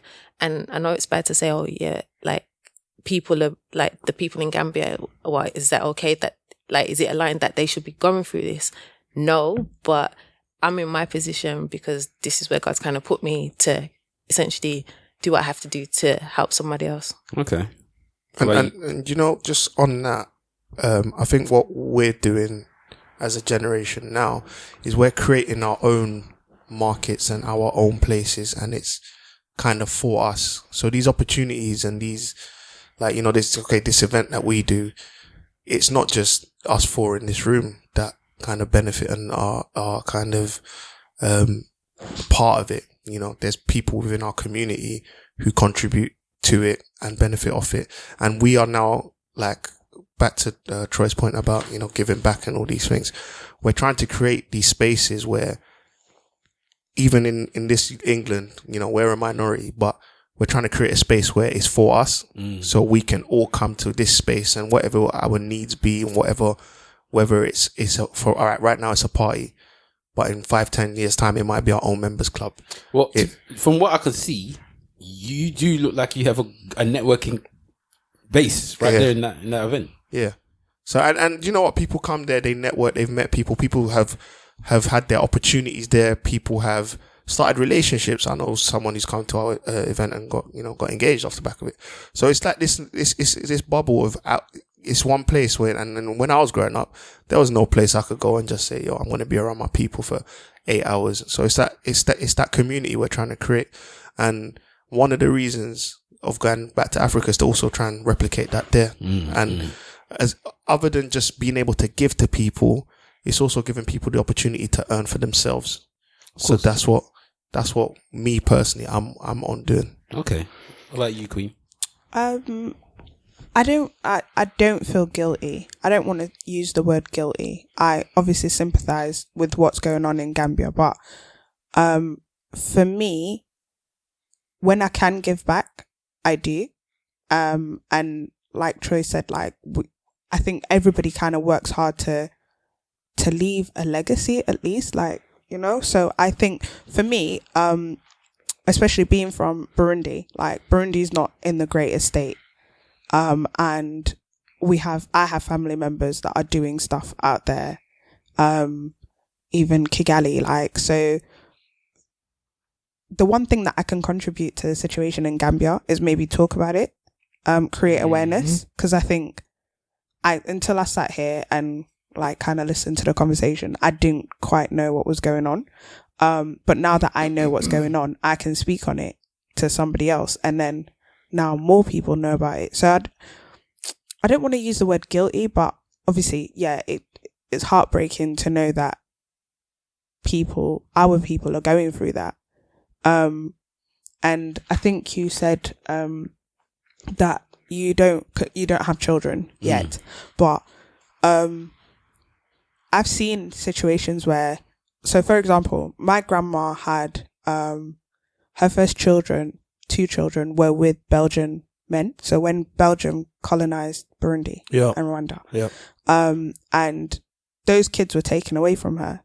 So I know you're saying like, oh, you don't know what situation you could be in to give your child away, but some of them probably don't even know what's going to happen to them. And like some of them are forced to give their kids away. Yeah, you should take in full spot. There's people that are willingly giving their children. But if your child, like, if you have nothing to give your child and somebody's come along, obviously you don't know that they're pedophiles, or you don't know what they're going, you don't know that they're going to bring harm. Sure. You're not 100% sure, but if somebody, and also some of these people aren't as educated as us, like they probably don't see this pedophilia stuff. Like we have the internet, we see all of this stuff. We're aware of what's going on. For them, some of them are probably thinking, actually, my child is going to be better off. It's an opportunity for them. Yeah, they probably look at it as an opportunity. So it depends on if they take the child with them, but if they're just having them for the holiday and then giving them back. Oh, I thought they were just giving them the child. I don't know what they're doing. It's like they're selling them, almost renting the children. They said rent the children. And also selling a child, obviously, I'm not with that. I do understand if somebody thought, okay, if I give up my child, they're going to have a better life. So, but yeah, no, I mean, I think the most I can do right now is create awareness. And I think, like MK said, all of us, we're all still working hard. Like, I don't think I am where I want to be yet. And eventually, along the lines, I'll be able to give back a lot more. We'll get there. Yeah. So, yeah. Can I just throw something in? This is a friend of mine. Her name is Abina Akum. And I'll give the details to Stavros to throw up on the socials when this gets posted on Tuesday. Shout out Ghana. Yeah, she's half Ghanaian and half Nigerian. Okay, so how about that? Has she got a thing? So she does a lot of missionary work in Nigeria, Ghana, and Kenya. And she's a nurse, so she goes there to provide as much healthcare to people, to disadvantaged people. She's trying to raise £2,000 to continue her work. She recently went to those countries in the disadvantaged areas to teach them how to make reusable sanitary towels. So when I heard that, you don't really think about that when it comes to the women and how they deal with that. So that was something I actually do, because somebody's made a big thing about that. Yeah, I just never even thought of it as a man. Perhaps maybe women think about it more, but I just think that this woman's doing amazing work. So she says that we're raising £2,000 to help. Oh, bloody hell. Hold on. You know me and my technology. We're raising £2,000 to help me continue to do my missionary work in Africa, to help the poorest of poor receive love, education, and access to healthcare services. So rather than wait till the very end, I'll tell you guys that now, and then we'll throw that up on our socials. The reason why I asked the question about the guilt thing is because you made me feel guilty about something. What? You know, when we was talking about I think it was a couple of weeks ago, we was talking about when we went to maybe Cuba or whatever, and they was talking about throwing away the yolk in my eggs. So when I eat eggs, I take out the yolk because the fat. So I take it out. I'm really fat. I don't need more fat. All right. So I take out the yolk, and I only eat the protein, which is obviously the white parts. Troy knows. So then don't eat egg. So then she makes egg. She don't eat it. Stav must have brought it up the other day. He goes that you're so privileged in a way, or something like that. He goes that you can just toss away a part of the egg, and I never ever thought about it like that. That I'm just tossing away food. Like I don't do anything. I actually throw it in the bin. I feel like Stav is like that parent that you know, back in the day, like you'd be sitting at a table and you're not finishing your food, and your mum would be like, "There's kids starving," and you're just like, "Well, mum, I'm full. Like I actually can't eat anymore." You are that parent, aren't you? No. But if my daughter's free, and even up to now, it's like if you decide you want this, then just finish it. That's all. But I'm not a bang on this. There's people starving. I did it more to mock him, but with a twinge of truth in it. It guilted me. That you can just throw away fruit. That's your privilege. Well, we throw away about 50% of the food we produce, innit? Something dumb like that in the Western world. Yeah, I'm assuming so. Yeah. That was quite a deep topic. Let's get into something like that before we leave. Oh no, was there any point to that? I made you feel guilty. I just wanted to know that. No, that's why I asked the question, because you went on that big long rant and then told me you was feeling guilty about things. Then I reminded myself that I was guilty about that. Then I wanted to see if anybody else was guilty, because I wanted to bring them into the conversation of guilt. You just wanted if I'm gonna feel guilty, so I wanted somebody else gonna feel guilty too. But them all told me they won't feel guilty anyway. MK said fuck them kids. I did not say fuck them kids.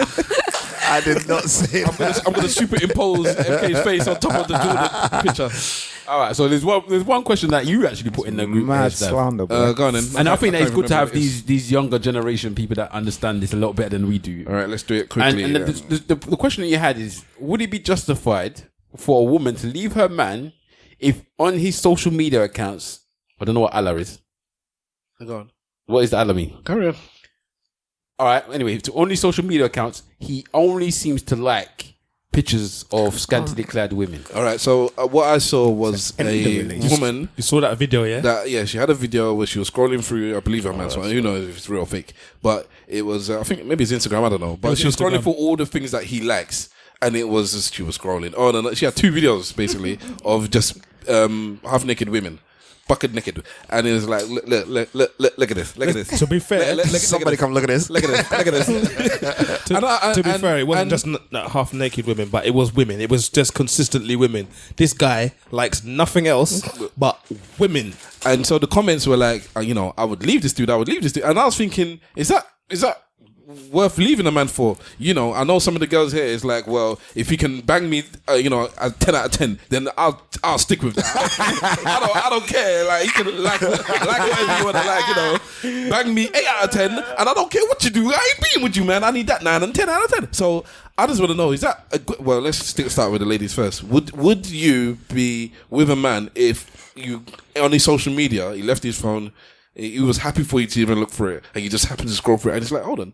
All this dude likes is just And then to make it even worse, there's not even women that look like you. I know women hate that one. She doesn't even look like me. That is the worst, you know. Would that put you off him? Would that be like you just shrug your shoulders and be like, well, you know, it's social media, it's Instagram, that's what it's there for, or what? How does that make you feel?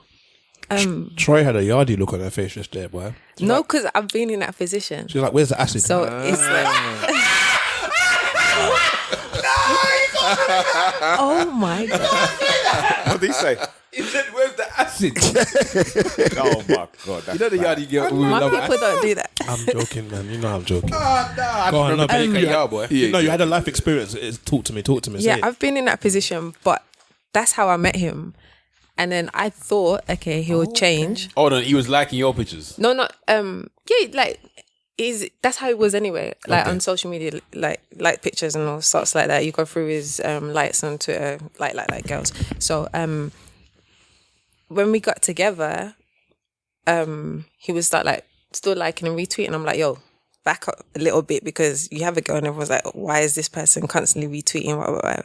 And then it did start to irritate me. And then I used to say, like, why'd you keep doing this? And then in the end, I didn't leave him for it because it's stupid. But it's a thing where, like, that's his social media. I don't find it disrespectful. I just find it stupid because it's like, why are you doing it? Like, you're liking everybody's thing and you look like an idiot. You get insecure too? I'll be honest, at one stage I was like, why are you doing that? And then I was just like, at the end, I was just like, you look dumb.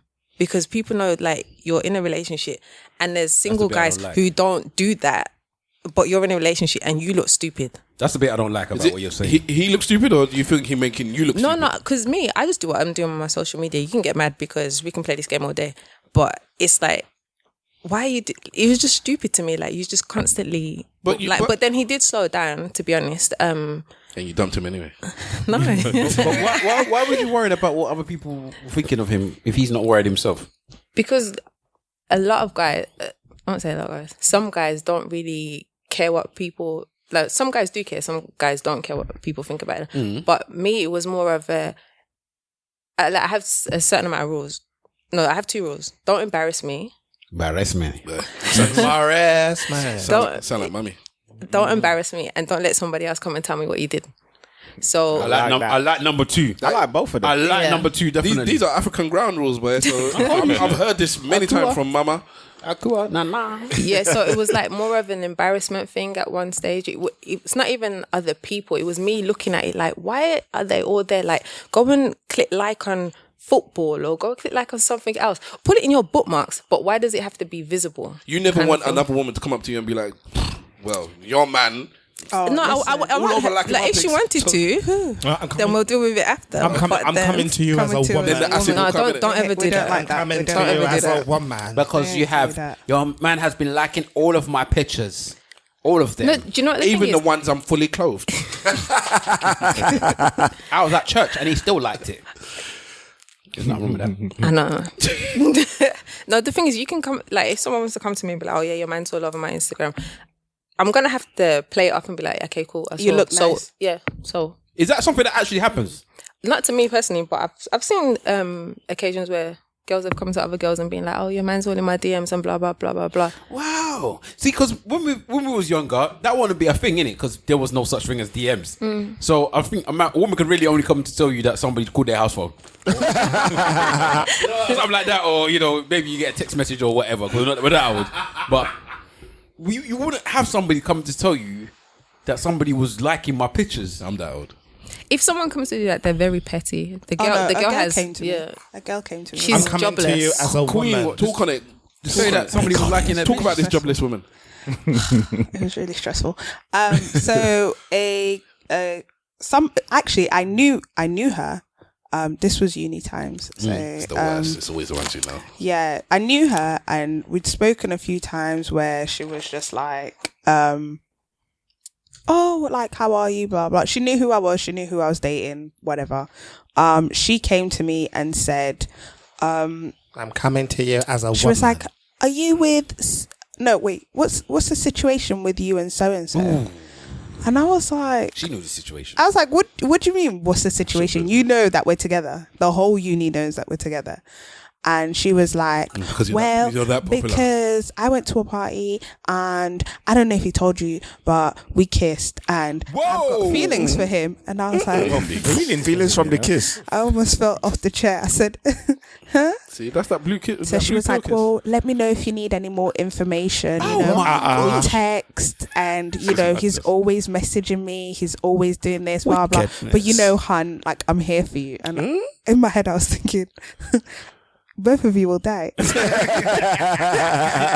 don't want to offer any more information because, but anyway, it was, it was an interesting experience to go through, and it's made me the woman that I am today. And in terms of looking at what my partner is liking and stuff like that, the younger me, yeah, I would have been looking on social media, like looking at their likes or whatnot. But now I know to stay away from that.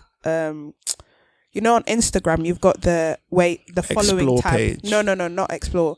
So you know where you go to your likes or not notifications, and then next to it there's a following one. Where is it gone? Yeah, okay. got rid of Well, that. anyway, I learned to stay away from that because I think I just created stories in my head, and I was just like you said, oh, these women don't look anything like me. But then I was looking at my likes, They're all highlights, all of them. None of the guys that I was liking looked like my guys. So I was just like, let me stay away from that. But yeah, no, the younger insecure me would feel away. But now it's like Troy said, don't make me look like an idiot. That's all I can ask. Like, if you like a picture, like it. But if now somebody's coming to me and saying, yo, your guy is liking like 16 pictures of this same babe, then it's like, ugh. You know what? It's like you. I feel for you guys because you've got a better way of communicating in relationships and a worse way because now you can communicate through text and WhatsApp and all this stuff. So easy for you to communicate. Because I was joking, but there was a time when you could only really speak to somebody over the house phone. Yeah. So if somebody else had to hear you pick up the phone, then somebody could easily listen into your calls. My mum blatantly cut me off from calls in the past and stuff like that. But you guys have all this communication, but then you also got this other side where things are like, where you got things that can make you paranoid. Exactly what you're saying now. You can see somebody's likes. You can see how they act socially online. Like, I wouldn't have to worry about all that type of stuff when I was growing up. But now, obviously, I have to worry about it now as an adult. But I don't think I'd be the best. I don't think it's better. I think it's worse. You think it's worse? I think the communication is better. Like, you being able to communicate more is better. But I think the fact that you've got this social media stuff is ruining relationships. That's what's bringing all this. You can't do this. You can't do that because we need to be. You can't shut up, man. It's ruining relationships. What, social media? Social media is ruining relationships. I think only if you let it, because do you know what? There's a point where you just come off, social media sometimes, and I think also you have to remember how to treat your partner, on social media and off social media. Like me, for instance, sometimes I'll tweet something and then I'll get a DM saying delete it before I ruin you. I'm like, okay, cool. Wow. Oh yeah, that's like that's a normal thing. But it's like, I don't understand. In what capacity? Okay, when she says ruin you, it's just like, yo, it chill. just means you've done enough today. What does it mean? What type? Give me an example of something you could tweet. That somebody say that. So you saw my Twitter. Huh? You've seen my Twitter. Her tweets are mad, right? Who's saying that? Her man. Okay, so can you give me an example then of something that for example, that's my favorite thing to do on Twitter. I like the person that I'm dating. I don't follow. Well, I follow them, but they're muted. Yeah. And when they're moving mad, my favorite thing is to send them their own tweet and put a question mark. And then they know you're moving mad. Yeah, but we're talking about what example of a tweet that would be something that you say they're moving mad. Yeah, what is it somebody can do that to be fair, that either vexes you to or be something fair, that I you do can it do in to a vex- joking way because I think he already knows the madness that he's dealing with, so I don't think he would do anything disrespectful. But if you were to come and tweet some wreck, like what could be like reckless? for instance, he's Yoruba, innit? So Okay. Hey, you're dealing with the demons. Yes, she is. She's dealing with not me. So he'll like, I'm like that. He'll post like, for instance, if a pretty girl posts like a half naked picture, I don't mind, and she's cute, whatever. And then he'll write something in Yoruba, knowing I cannot understand. Nice cold. Nice cold. Nice cold. He's cold. That's cold. So then it's like. That is actually Google Translate is your friend. No, don't worry, because missus is I gonna send it see to my this. girls. I'll send it to everyone who's Okay. Nigerian. I'll be like, what What does does this that say? say? They'll come back and I say it. Then I'll send it to him. I say, yeah, that's what I write. Say Yeah. no more. I can't That's lie. all Troy's actually messaged me quite a few times. What does this mean? Yeah, in And now I Yoruba. realise I've been And then I snitching on the say to same. him, I've been snitching on my fellow Yoruba brothers. and then he'll tell me what to say back in Yoruba, and they'd be like, who's teaching you? I said, don't worry, who's teaching me? Delete that. So it's like things like that. That was me going. What have you done that sorry, not necessarily true story, but an example of something that you could have done that, or a woman could do, where a man would come and say, don't let me ruin you. The wet tweets. The wet tweet. Oh, my heart. Okay. Tell us about the wet tweet, man. That sounds All right, there's just this nasty. Yeah, there's just just before this we go. joke. Like my tweets can be basically I won't want my parents to see my actually my mum would probably laugh. Yeah, my tweets are very off brand. Okay. So for instance, there's this joke that I run and guys hate it. So you know, like in the sexual manner, you say, "Oh, like a girl's wet." Okay. Yeah. So I run this joke about girls telling their guys when there's pre-cum, tell them that they're wet and call them like a dirty bitch or whatever. So I say to them, yeah, when he's wet, just let him know that you dirty bitch, you're wet kind of thing. So That is hilarious. Oh, the woman should say that to the man. yeah, when she feels these pre.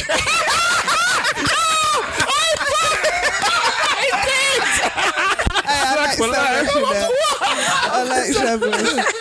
And add horror into that as well. Everything. Yeah, call it. Tell me. You wet. Tell me everything. Like that stuff. Okay, the younger guys They hate it. Yeah, because younger guys are bitches. They are. They can't do this 12-hour marathon. Who the hell's trying to do that? Yeah, like. So he'll be like, stop saying that, stop saying that. I'll be like, yeah, but you were wet. And it was like, stop saying that.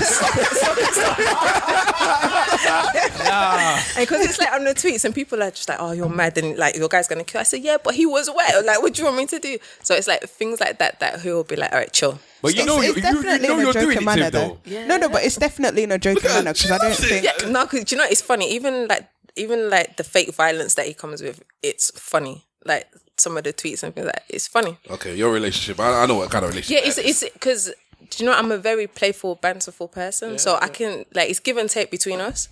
But And he can take the joke as well. sometimes it's worse. Like me, I'll deactivate Wow. because the things that he will give it back. He will give it back, and he's like, I'm like, oh, you want to entertain the timeline today? Okay, bye. Let me No, deactivate. I'm not gonna lie to you. Him speaking in Yoruba. No, it's the worst. It's the worst. That is cold. It's the worst. That is cold. You know what wife tried to do that to me the other day?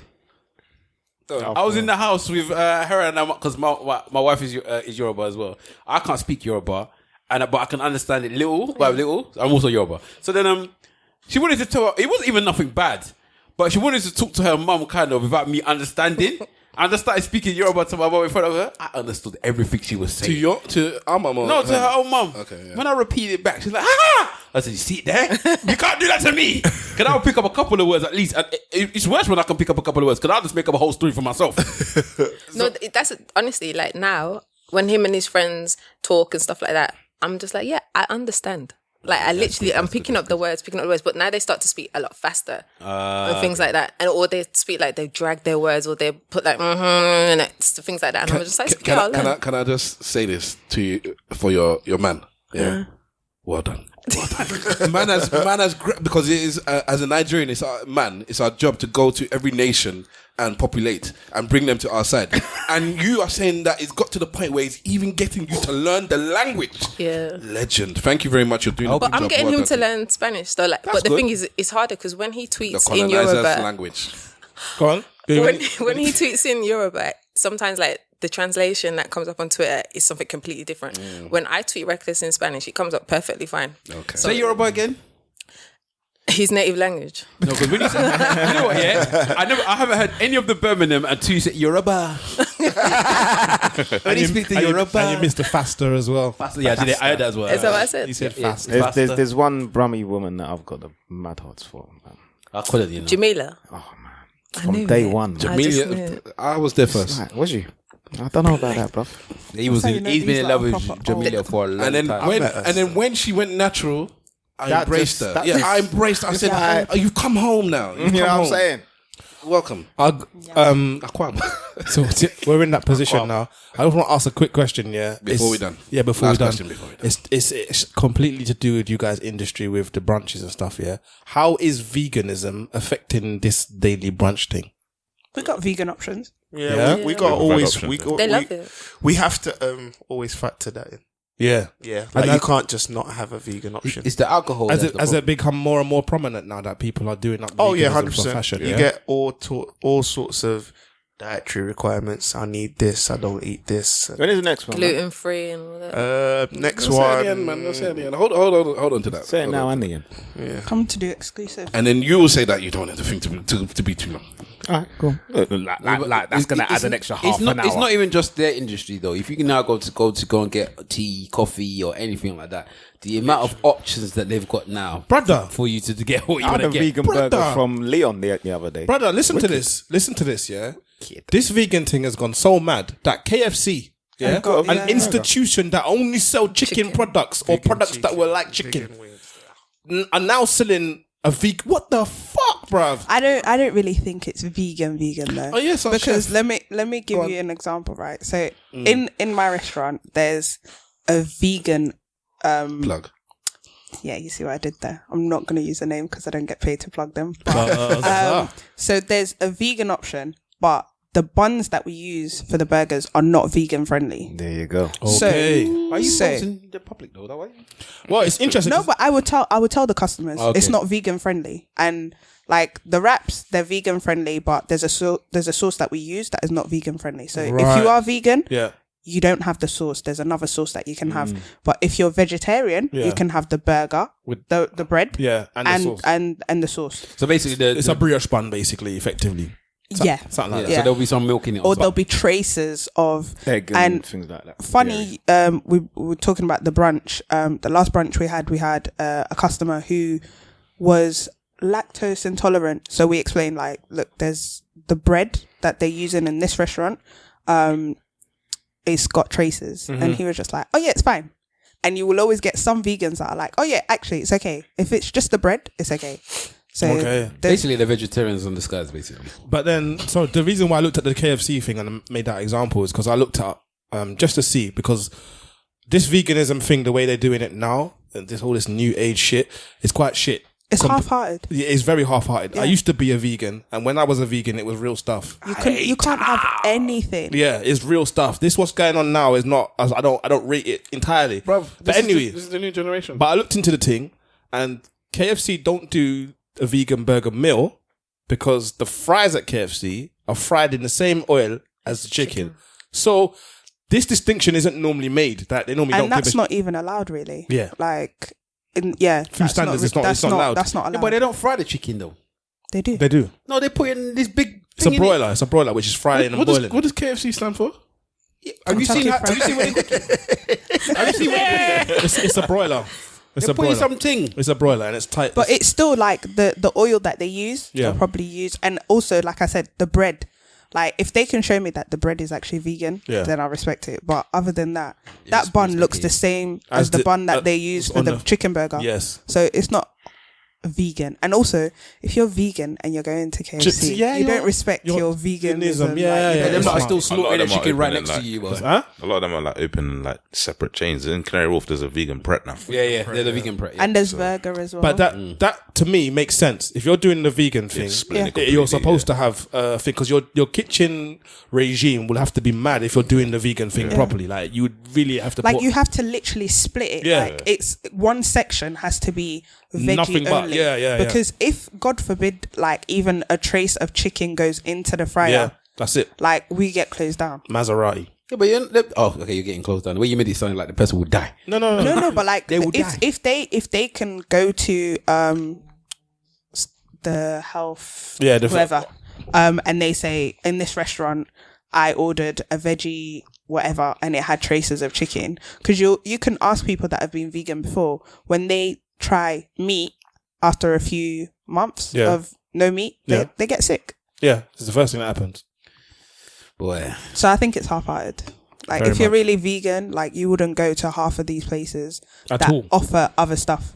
Why not? No. Because you just wouldn't. Because you Why? don't know. Like, you don't know. Like, for example, Let's say you in do. our Let's say you kitchen, do. Let's say you do. it Let's say you can do. get Let's say you messy. do. Let's It say can you get messy, and you could be turning around and you could flick something in. Like, things happen. But what if it's not life or death veganism? I'm a vegan because. But some people are life or death. Like, they don't. Like, my half sister is completely against like any.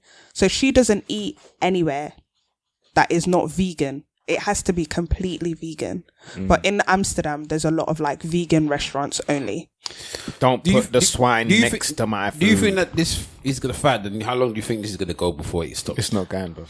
I think it'll turn into a lifestyle, if I'm honest. Like, like I said, there's a lot of people that are on it now, but there are some that are just doing half-hearted stuff. But the problem, these vegans, man, are gonna meet vegan women. They're gonna have vegan children, and it's gonna. Yeah, but the problem is they're using this term plant-based now, and It's gonna be chemical. this is the problem.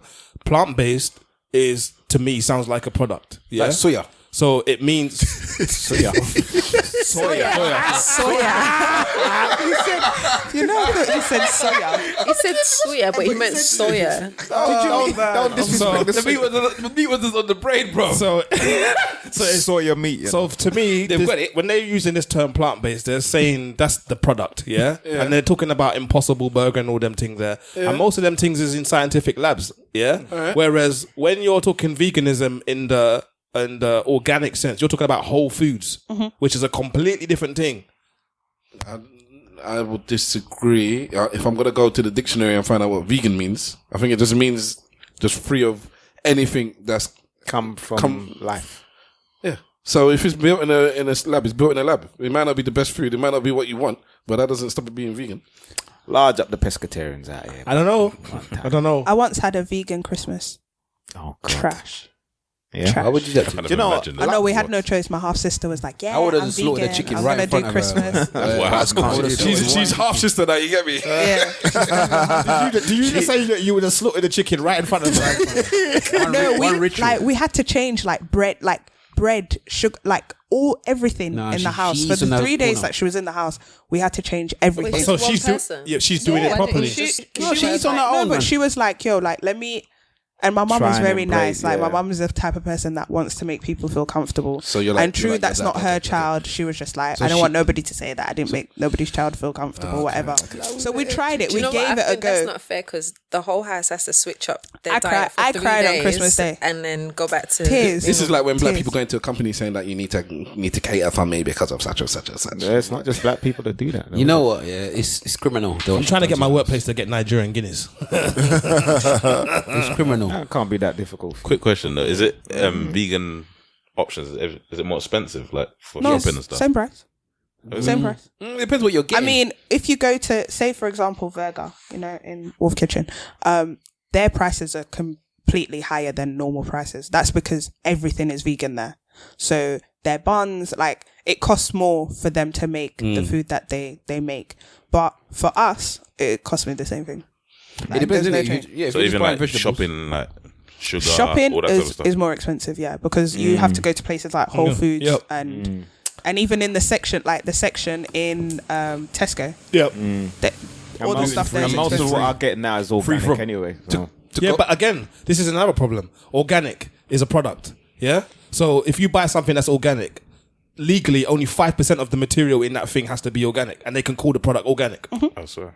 5%. Slap a lemon. You know what? Mr. Wolf actually had something just like a thing going to his brain when you said it. It was like, oh, I don't know. What I do know is the nutritional value between organic food and the regular food is massive. You think so? No, that is what it is. It depends But on no- what it is. Like, No, for example, organic eggs. The organic eggs and the normal eggs, the chickens are fucking side by side. I No, swear to God. I'm talking about What up, bro? plant. I'm talking about things like spinach and kale and things like that. I'm not talking about meat and eggs. So when it comes to organic, spinach. no, you bruv. have to go somewhere to get organic spinach. Because have you noticed something?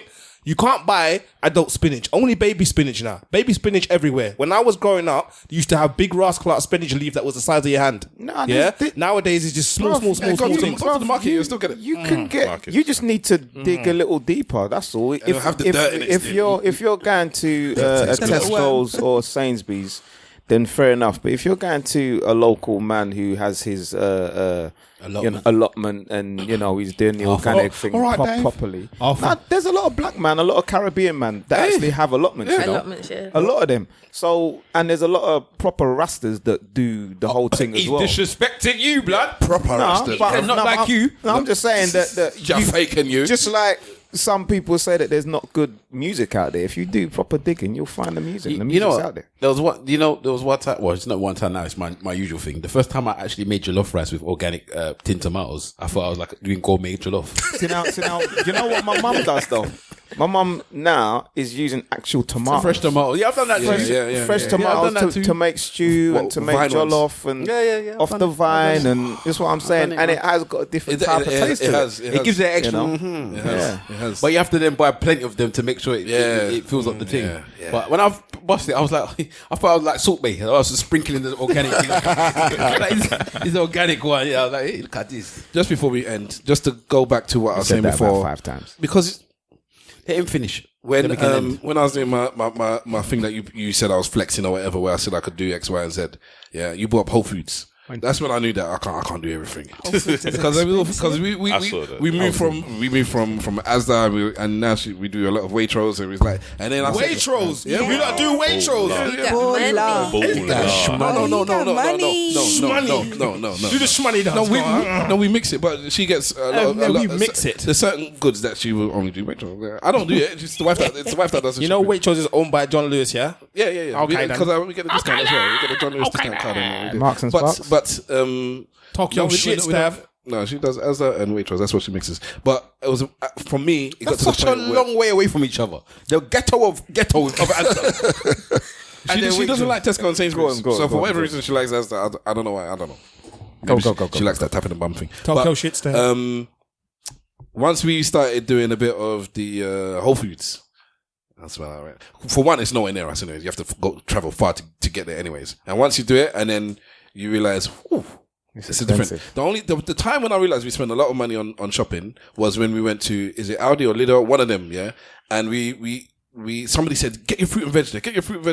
And I remember one time we went there and I said, let's just do a whole shopping. Because my missus is a food snob. And we did the whole shop. And when we got to the front and she rung it all up, fill up the basket. That's 72 pence, please. She said a thing, and I said, "Okay, so you missed things out. You haven't done it." She's like, "No, that's everything." I said, "Is that it?" What? She said, "Yes." I was like, "Is this what I've been spending?" It was like a third of what we usually spend, and we got everything. And I was like, "So is this much extra we're spending?" And it didn't matter because he was back there next week. She does not want to shop there. She wants to shop at Waitrose. So that is it. But so much money you would save. I don't know about this Waitrose thing, but if I saw a Waitrose in my fridge, I'd be like, "Who's this other man in this relationship?" I'm joking. Like I said, it's a mix between the two. So, so anybody else got anything to say? Gaza for life. On that note, we are going to say our church notes and our goodbyes, our socials.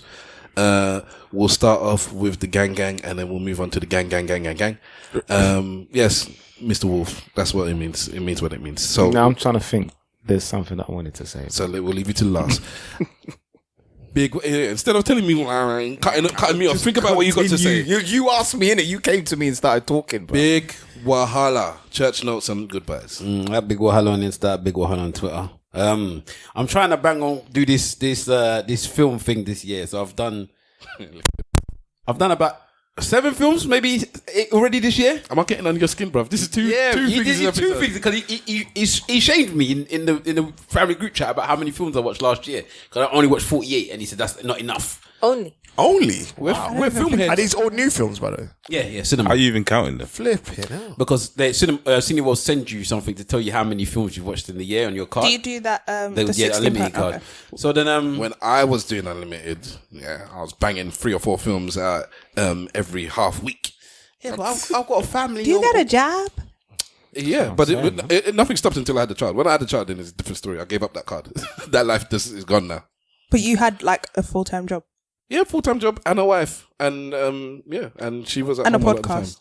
And a podcast that I have to go home and edit every week. Yeah, but I live a full life. That's what I'm saying. Were they all good films, or you just watching for the sake of it? No, I just watched because there was been unfortunately for me, there's been quite a lot of unlimited films, which is ones that come out before they come out in the cinema. So I watched a couple. So I think the last time I told you I watched The Gentleman, Bombshell, and Just Mercy. This week I've already watched another 4 films. Go ahead. So I watched Richard Jewell, which is about. Did you like it? Richard Jewell's alright. Okay. So that's a Clint Eastwood film. It's about Clint always does a decent job. It's about the Atlanta bomber and the story behind the Atlanta bomber, or the person that found the bomb, and his story, which I thought was quite good. I've also watched Bad Boys for Life. Yes. You didn't like it? I don't. Can't say. Talk. I don't like any of the Bad Boys. That's fine. You don't have to. It's not by force. But I like this film. It was alright. It started off quite slow. But in the end, I think it picked up a lot better. I think Martin Lawrence didn't seem comfortable at the beginning of the film, and then by the end of the film, he seemed like he was himself. It was weird. I don't know how it went, but I quite enjoyed that film because they made him like a chief in the. Yeah, he looks like he's still very unwell as well. Was he unwell in the first place? Yeah, I think he had something happened to him. He got sick, and that's why he looks the way he looks at the moment. That's why he should be vegan. So carry on. All right. And then yesterday I watched 2 films. I watched Waves and I watched 1917. You actually went and watched the 1917? I'm going to watch that in a big screen. Big boy screen. Now, there's a reason why I don't really like army films, and to be honest, I'm sick of seeing white people shoot each other. It's long. I love it. I'm not really a big fan of it because it's the same thing over and over again. I would like to see it from a different perspective, maybe different countries, because you always see Britain, you always see Germany, you always see France, but you never really see all the other countries that was involved in this world war. So it would be nice to see it from a different perspective. But anyway, I watched that yesterday. And the thing I can say about both those films, so Waves and 1917, is that they look fantastic. Like the way that Waves is filmed is like the camera's always moving. It never stays still. Like if the camera stays still for a moment, you will notice the fact that the camera stays still because it's always moving. It's either going up and down or to the side or it's panning. It's like always moving, and there's a lot of different colors. The way that they shoot the scenes all look fantastic. The storyline is I don't understand. Like it's just is it arty? Yes, it's like a waste of my time, the storyline. One guy came out and one Scottish guy who was going throughout the whole of the film, which is annoying me. I wanted to slap him in his face. How can you just be... Anyway. When he came out of the cinema, he just went, hey lad. Like what? He goes, that was a bunch of shite, isn't it? I was like, yeah. I tried to, because it's like that film, I was like, yeah. But I was like, nah, it just was a nonsense. But it looks fantastic. All right. So it's like, I'm reading reviews and people say it's an experience. If you're going there to watch something happen, then don't expect anything to happen. Things do happen, but not like, it's not constant action. But it looks fantastic. And then the same thing with 1917, it's a bit opposite where things are happening all the time. But again, the camera's always moving. It's like one continuous shot, the way they've done it. And it looks so good. It looks fantastic how they did the shadows, how they've done all the film and whatnot. But because I don't care about these people killing each other, the storyline itself didn't really move me the way it would move somebody that was involved with that type of somebody whose granddad was actually in the war or stuff like that. It would move them. But I can understand why people are giving it Oscar nominations for, cinematography. English. And all that type of stuff. I can understand why. But anyway, I've watched all those films, and I'll say that if you can, try and check out at least 1917 and probably Bad Boy for Life and Richard Jewell if you can get. So from what I've gathered from what you just said, Waves is basically like an Instagram model. Like in a way, it's for the generation of people. It's got the best soundtrack ever, though, by the way. But it's for the people that listen to Travis Scott and all those types of things. It's for them. If you're on drugs and you watch that film, you're gonna think it's the best film you've ever seen in your life. It's one of those ones. All right. Yeah, and I got a couple of films coming up. So it looks good, no substance. Instagram. Do you model. watch Netflix films like the Netflix presents? When they do their films, I watch some of them. Okay. I watch some of them, but I'm not really a big fan of watching films at home. I like to go to the cinema and have the cinema experience when I go watch my films. Oh, and I finished the Child of Bone and whatever. You finished Children of Virtue and Vengeance? Yeah, I finished it. It's a good. Is it a good sequel? It's okay sequel. I haven't even opened the first page. It's an okay sequel. It's very much gets into the things and continuously in action basically going on. Yeah. And the third book I'm very interested. By the time I got to the end, I couldn't put it down. Yeah. So yeah. Shit. Better than the first? No. All right. So, Troy, you're a film person then? Ish. I don't go to the cinema much though. It's all right. But I like films. Love war films, sports films, documentaries. Have you seen Above the Rim? Yeah. I love like old, like Julia Roberts' favorite actress. Love Denzel Washington kind of films. My mum used to always like, like Steven Seagal and all those. Yeah. What is it about Caribbean women and Steven Seagal? No. I don't know. She always used to have them on. Go on. And all those type of films, like all of those, what are they called? Martial arts? Yeah, and all of the ones that come on Channel 4 now. Yeah, Channel 5, those ones. Yeah, those ones. So always being brought up on. Have you seen a film called Sprinter? I haven't. Okay, it's directed by Jada and Will Smith, actually. No, not directed by them. It was produced by them. Sorry, produced by Jada and Will Smith. Okay. Good Watch one. that. Yeah, it's a good one. I actually enjoyed that one. Said a yardie. Because it's set in Jamaica, isn't it? It's set in Jamaica. Yeah, that's what's so good about But like it. Shutters. No. You want me money? It's about a He runner. died. Yeah. Huh? Yeah, I know he died, so. But yeah, we shouted them out when he passed. And we got a lot of love for that dude, boy. Yeah, so it's a good one. That's a good one to watch, definitely. Simple Simon, shout outs, church notes. Simple Simon FB on Twitter. I don't have Instagram. Shit, I ain't even got no shout out this week at all, man. So just keep it. Why though? Why? But just keep it cool and that, enjoy your life. January is almost over. 2020 is in full effect. Be the change that you want to be. Mr. Wolf. I like that. Be the change that you want to be. Come on, mad politician talk. But anyway, I was watching a YouTube video, a very old one. It's a Vibrations interview. You won't really know about Vibrations. It's way back in the day. But it was with a woman called Shahzad Ali. Shahzad Ali. Mm-hmm.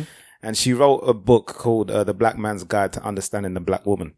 And it caused don't need it. a lot of backlash on her. But at the same time, there was a lot of black men and women that were very happy that she wrote the book. The interview itself, for those that know this woman, you would know that she's a serious woman anyway. She speaks very highly of the black man. And we know that we have gone through some things and there are some waste men out there, but as you have heard me say, that there's a lot of good black men out there as well. But if you can, go on YouTube and look for the Vibrations interview. I found that fascinating. It was a fantastic I'll put the watch. link in the show notes. And also Shola Moshigbamimu. You don't mess up her name like people did mess up her name. Please put me correct, because if she was here she would do the same. Anybody? I'm not willing to take that risk. Okay. Anyway, we spoke a little bit about her last week. Yes, we did. And I've practically watched all of her videos since that point. And this woman, who is a PhD, a BMA, a MA, LLB, LLA, IAQ, whatever those things AKA NIG. Nigerian. and she is a Nigerian. She has studied the four corners of education. For real. She is a serious individual who went toe to toe with Piers Morgan and practically finished him as well. And she has got a TED Talk as well, a recent one, and that's an interesting one. Go listen to her TED Talk. Go listen to all her videos. She speaks for women and also she's a feminist. Isn't she's a feminist, but also and Shahzad Ali doesn't like feminism, by the way. So you gave contradiction. So you've got the two strong women. She's dismantling two strong black women, and I would advise you to go and watch that video. Go and watch the two ladies speak online. You can catch me on Instagram on AKA Mr. Wolf, on Twitter AKA _Mr. Wolf. What's going on? She has studied the four corners of education. No, she's been dismantled. No political curriculum. She's just mashed up the no place higgy everywhere. haga. Okay. That guy's a G, you know. Yeah. That nostril that he was using was talking at the same time. You see his nose? He's speaking through his nose. The political higgy haga. So the nose was there, prominent. MK, church notes, socials, anything you want to shout out? Yeah. M_____K. You can find me on Twitter. Church notes. I watched the Aaron Hernandez doc. I'm gonna watch that, which was quite interesting. So I'd say everyone should watch that and make their own opinions of him. Before I watch, it's on Netflix. Yeah, it's on Netflix. It's limited as well, so you have to catch it in it. Yeah. Who's Aaron Hernandez? I don't know who this person is. He's an NFL player who was drafted and then murdered, allegedly murdered 3 people. But you can make your own mind up when you watch the documentary. It was quite interesting because I heard about him, but I never kind of fully understood the story till I watched the doc, and it was it was interesting. How many episodes is it? 4 or 5. You're an NFL fan? Not really. No. Okay. NBA, football, but not really NFL. I don't really like the sport, but that doc was quite interesting because he was quite high profile. So, and the case is high profile. But you should give that a go. But yeah, find me on Twitter. Find DLT on Twitter as well. Plug. What is DLT's at? DLT Brunch. Okay. Plug. Yeah. No underscore, no. Nothing. Okay. Just DLT Brunch. Balls. Troy? My Twitter. Huh? Like, No, go on. Toots versus the World. Plug. Watch The Messiah. Yeah, I started that. Yeah, I've been watching that. I've been watching that. Oh, you want to bring up the Messiah? Yeah. Do you know what it is? I was watching it and I was thinking, have you seen it? I started it, yeah. Okay, I don't want to spoil it for anyone, but I was watching it and I was thinking, okay, cool. Is it real? Is it not? Is it a con? And then the way it ends, I'm just really disappointed. So it's a Game of Thrones. No, there's going to be a season 2, but it's just the way that it leaves you. It's just like, why did you do that? Cliffhanger. Yeah, and it's confusing because it's like the Messiah is like, you're like, what does he believe? And then you get through it and I'm just like, oh, okay, cool. So he believes in a God. But then I'm not going to say anything more because I'm going to spoil it. But it's very like, you have to sit there and you have to think, okay, I'm not just watching a film. What is this trying to portray? What's the message that they're trying to give? And you don't like programs like that? I love it. So what's the problem then? She has to wait. The way it ended. She has to wait. Until we see the end and you want to. Yeah, but she has to wait now. That's the point as well. It's just like the way it ended. Like, it's just leaving you to think, okay, cool. Like, yeah. Like for those of you it's listening, not even like the hands are being waved. It's not even like a good cliffhanger. It's just like, really, like it's just like you built us all up for this, and then it's just like it's not even like a Game of Thrones ending. He needed the blue pill. Yeah, and Power's crap, by the way. Power's crap. Watch Power today. He said the last episode of Power was the best one he's seen in ages. Today's This episode of Power is wicked. Today's one. Yeah. Oh, okay. Today's one. Have you seen it? Have said Yeah. that. Well, A few people have said that. The third Oh, one. I love this one. Today's one. Today. Are they still doing like Cluedo? Tommy's episode. story. Yeah, okay. Tommy's Because I love episode Tommy. was Yeah, wicked. because I love Tommy's Tommy. won't be mad Yeah. though. So. Tommy's the... Listen, they made a whole program with a whole heap of black people and the realest one is Tommy. Is poor. The only one that's low is Tommy. Well, don't spoil it for people like me that haven't seen any episodes. Ever. You haven't watched Power? I've never seen Power, man. Huh? Queen. I leave that for you youngsters, man. And this one, yeah. town. All right. Yeah. Queen, church notes, and Queen's socials Child's and- Project. Look, he doesn't get it. You don't understand. You didn't get that. I don't get it though. The amount of times that man mentions it, you know. Queens from Queens. Okay. Queen, the Life of QU on Twitter and Instagram.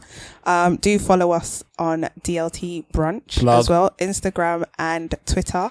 And we're actually going to Marbella in August. So if you want to come, find us on the socials and come along and party with us.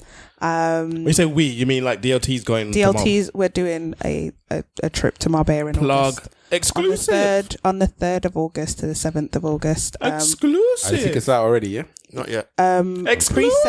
Pre-sales on the 28th. That's an exclusive. Pre-sale on the 28th of January. Official sales on the 30th of January. So you've got 5 months to get your body right, your money right, and yeah, come and party with us. I would say what I'm watching, but I tend to fall asleep halfway through everything. You can't watch anything with her. That's why she finished The Messiah without me. But I did finish the film with what Like was that 2 film days that we later. watched? What's the film that we watched last weekend? Are you talking about the And one then I that's got finished everyone in it? Are you talking about the Irishman? No, that took me 5 days to watch. Jesse. Yeah, that was 3 hours. What was the film called? Yeah, it's got old people in it. It was good though. Morgan Freeman. Okay. Morgan Freeman, and he's robbing a bank with a couple of other guys. Oh yeah. two of his. That was good. That's I an old watched film, that. isn't it? Yeah. I think I watched that in like Spain or something. The one where he jumps out the window and it's like, Yeah. That was funny. That was funny. Yeah. It was good. When I got around to actually watching the whole thing. I don't know if I could look up Morgan Freeman again because I know there's allegations against him in it. Yeah. Don't say They're that. getting all of our legends, taking all of them out one by one. Both. Boss, church notes, Socials. Twitter is Boss Michaels. Plug. Instagram is LO Cool Boss. Easy. This guy, look at him. You know what? He looked ashamed as he said it. That's actually what I said at the beginning. I did it when I was young. You know them ones where you got the email address that's all mad, and you used to put it on job applications. That's mad email addresses. Yeah. Most of the things that I'm actually watching have actually been mentioned, but I've started reading a book that was bought for me like 10 years ago. But a lot of people have been talking about it again recently. Rich Dad Poor Dad. I was gonna say it. Yeah, everyone talks about that book, innit? So I thought, you know what? It's a waste book. I have to also start reading it. Who said it's rubbish? It's rubbish. Thank you. Read the Richest I think Man it's in Babylon. I have to agree. Read that one. The It's Richest Man in Babylon. sensationalized Watch because that a one. lot I of just it. finished reading that. Did you like It was it? wicked. Which one is that? Richest Man in Babylon. Let the man finish. So and we'll talk about it. it is very sensationalized, I believe. All of it is based on him having conversations with his dad at 9 years old, and some of the conversations he's having with his dad, no one's speaking to their parents at 9 years old the way he does. So I've decided I'm going to try and read it. I don't want to just dismiss it, but yeah. And I'm reading. I just bought another one that my cousin, my mentor, recommended to me. It's called The Power of Broke by Damon Jones. Okay. So I'm gonna give that one a shot as well. Don't bother with the ISIS papers. Wow, man, scrub that cousin and replace it with mentor. Yeah, like, he's my mentor. He's my cousin, but he's someone I look up. I like that because I feel everybody should have a mentor and be a mentor to Who's your somebody. mentor? My mentor is my dad. Nice. That's cute. Well, I can't see anybody else who's filling that spot for me right now on a regular basis. And I'll say my child is the one I'm mentoring, and hopefully that's a long term thing. But you have read Richest Man in Babylon. Yeah. What did you think about it? I liked it because I've obviously read Rich Dad Poor Dad, and then I picked it up and I was just like, no, I'm not going to read it. And then I started reading and I was just like, hold on a second. Like, it really, really drew me in, and it's just like lessons and things that you can take away actually apply to me right now. So usually what I tend to do is read a book 3 times. So I've read it once so far. I need to read it again. And I like to take things in and like digest them, and I'm a post-it person, so I like to put things, post-it notes and stuff like that. So I haven't got around to that stage, but I really liked it. I enjoyed it, and I've actually shared it with people. I've given mine away already, but you've done that? Well, yeah, for someone to read, and then when I do get it back, I will be doing the same thing. I like to read. When I do read, I don't read as often as these guys, but I'll read it, and then I'll get the audio and read it whilst doing the audio as well. Yeah, you know, and then I've really taken it in. But it's a fantastic book. It's a book that I plugged. Is it a black person's book? It's a book for everybody. No, but did a black person write it? No. Okay, then yeah, share it as much as you like. What do you mean? What do you mean? Oh, you meant as in they should buy the book. You should buy the rather book, yeah, than share rather it. than Okay, giving okay. your book to someone I else. was like, huh? What do you mean? because you know what I like to do? I like to make notes in the book. I pass the book on. Sometimes you get back notes that people have highlighted things that I might have missed. Okay. In your own book, someone is writing. Yeah, because it's people that I trust to do that. It's That's not just like I'm an just going to interesting give way them of doing things. things I might miss, they will pick up, and I'm like, oh, I didn't think of things like that. Like I had the book. I took it up from my neighbours. Stolen. Wow. The Betrayal of Thomas Sankara. Okay. And then I just read it, That's and I my was just guy, like, man. yeah. And then I gave it back to him. That's my guy. And I took it back again, and I'm like, yo, they really, really, really got him out of it. Yeah. That's one of my heroes. And for he real. was doing a lot of He was things. doing a lot of things, so I was just like, wow. But yeah, that's what I like to do in the books. Okay. Thomas Sankara. If you Clear- don't know, get to know. Shame we didn't Tie start us up. talking about books. Tie us All up. Okay. What's up? Tie us up, you know? tie us up. BDSM. I am Stavros Boss. You can catch me Don't at even look at me like that. You just slamming your door and the penis in the door. Hard dick.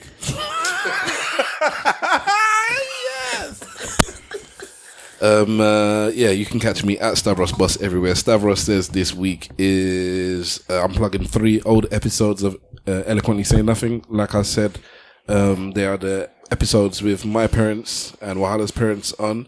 I was mistaken actually earlier on. I said that was 2010. The episode I was talking about with my parents talking about getting somebody. It was actually 2011. So I haven't been with my missus as long as I said. Yeah, my whoring had stopped by then. No, seriously, I just want to make that. I just want to let it be known. Okay, so the episodes are episode 22, 32, and 60. Those are the episodes that you can find my parents on. They spit gems on episode 32. Actually, surprisingly, in contrast to what you said, Mr. Wolf, and maybe Simple Simon, I can't remember. When somebody asked what was it like growing up in this, not growing up, when you came over to this country and dealing with the racism, both of them said we didn't really experience racism, and they explained how, in their eyes, they didn't, even though they did. But it was almost like it was just brush off your shoulders. Like it was interesting, and maybe it's just because they're my parents. I don't know. But during the time it came out, everybody seemed pleased with the episode. So go and listen to some elders spit game. They're in their 70s now, so they were in their late 60s. Early 60s at the time. All right, you can catch us collectively. In fact, before I do all of that, thank you so much to the DLT people for coming through. It's been a pleasure having you on. Hopefully we can have you on again and we can talk, because I think we could have got into some real other conversations that we just left it to the end, and it's like the conversation was flying. But hopefully you can come back again. We wish you the best of success with what you're doing. Thank you. And we're always proud of young black people doing their thing and getting their ass off their shoulders and actually doing something for themselves, and also for the community, like you are. Thank you. So well done. Ass off their shoulders. Yes, I heard that on the program once. All right, you can catch us collectively at ESN Podcast on all your social medias. Use the hashtag ESNPod. That is ESNPod to join in the conversation. Tell us what you think. Do you feel guilty about where you are in society? Are there any books that you read? Everybody seems to have read this Rich Dad Poor Dad. Tell me what you think. I just think it's a mockery because I love my dad, and to just talk about our next man and just talk about your own dad like his waist. It bothered me from I read this in my 20s, and it's bothered me from then. I've never got over it. I can't even remember the book anymore. All I know is I had this burning inside. Like, how you just cuss your dad like that? Anyways, so yeah, tell me what you think about that book. Tell me why I'm wrong, and anything else that you might want to talk about on the podcast. So on that note, I am going to say bye to everyone's on their phone. And remember, if you ain't saying nothing, say it well. Slag for life. This is the first episode we've done without somebody trying to play music at the end for a while. Yeah, well, it happens sometimes. Yes, anyway, that's good. Guys, what do you think? Nope. Great. Enjoyed it. Is it too late for you? It's not. It's just coming up to midnight now.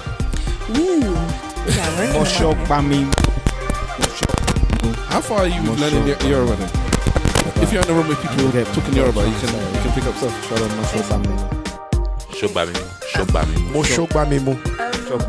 When they have a conversation, I can usually get the gist of the conversation, because it's like, when they like throw English words in, so I can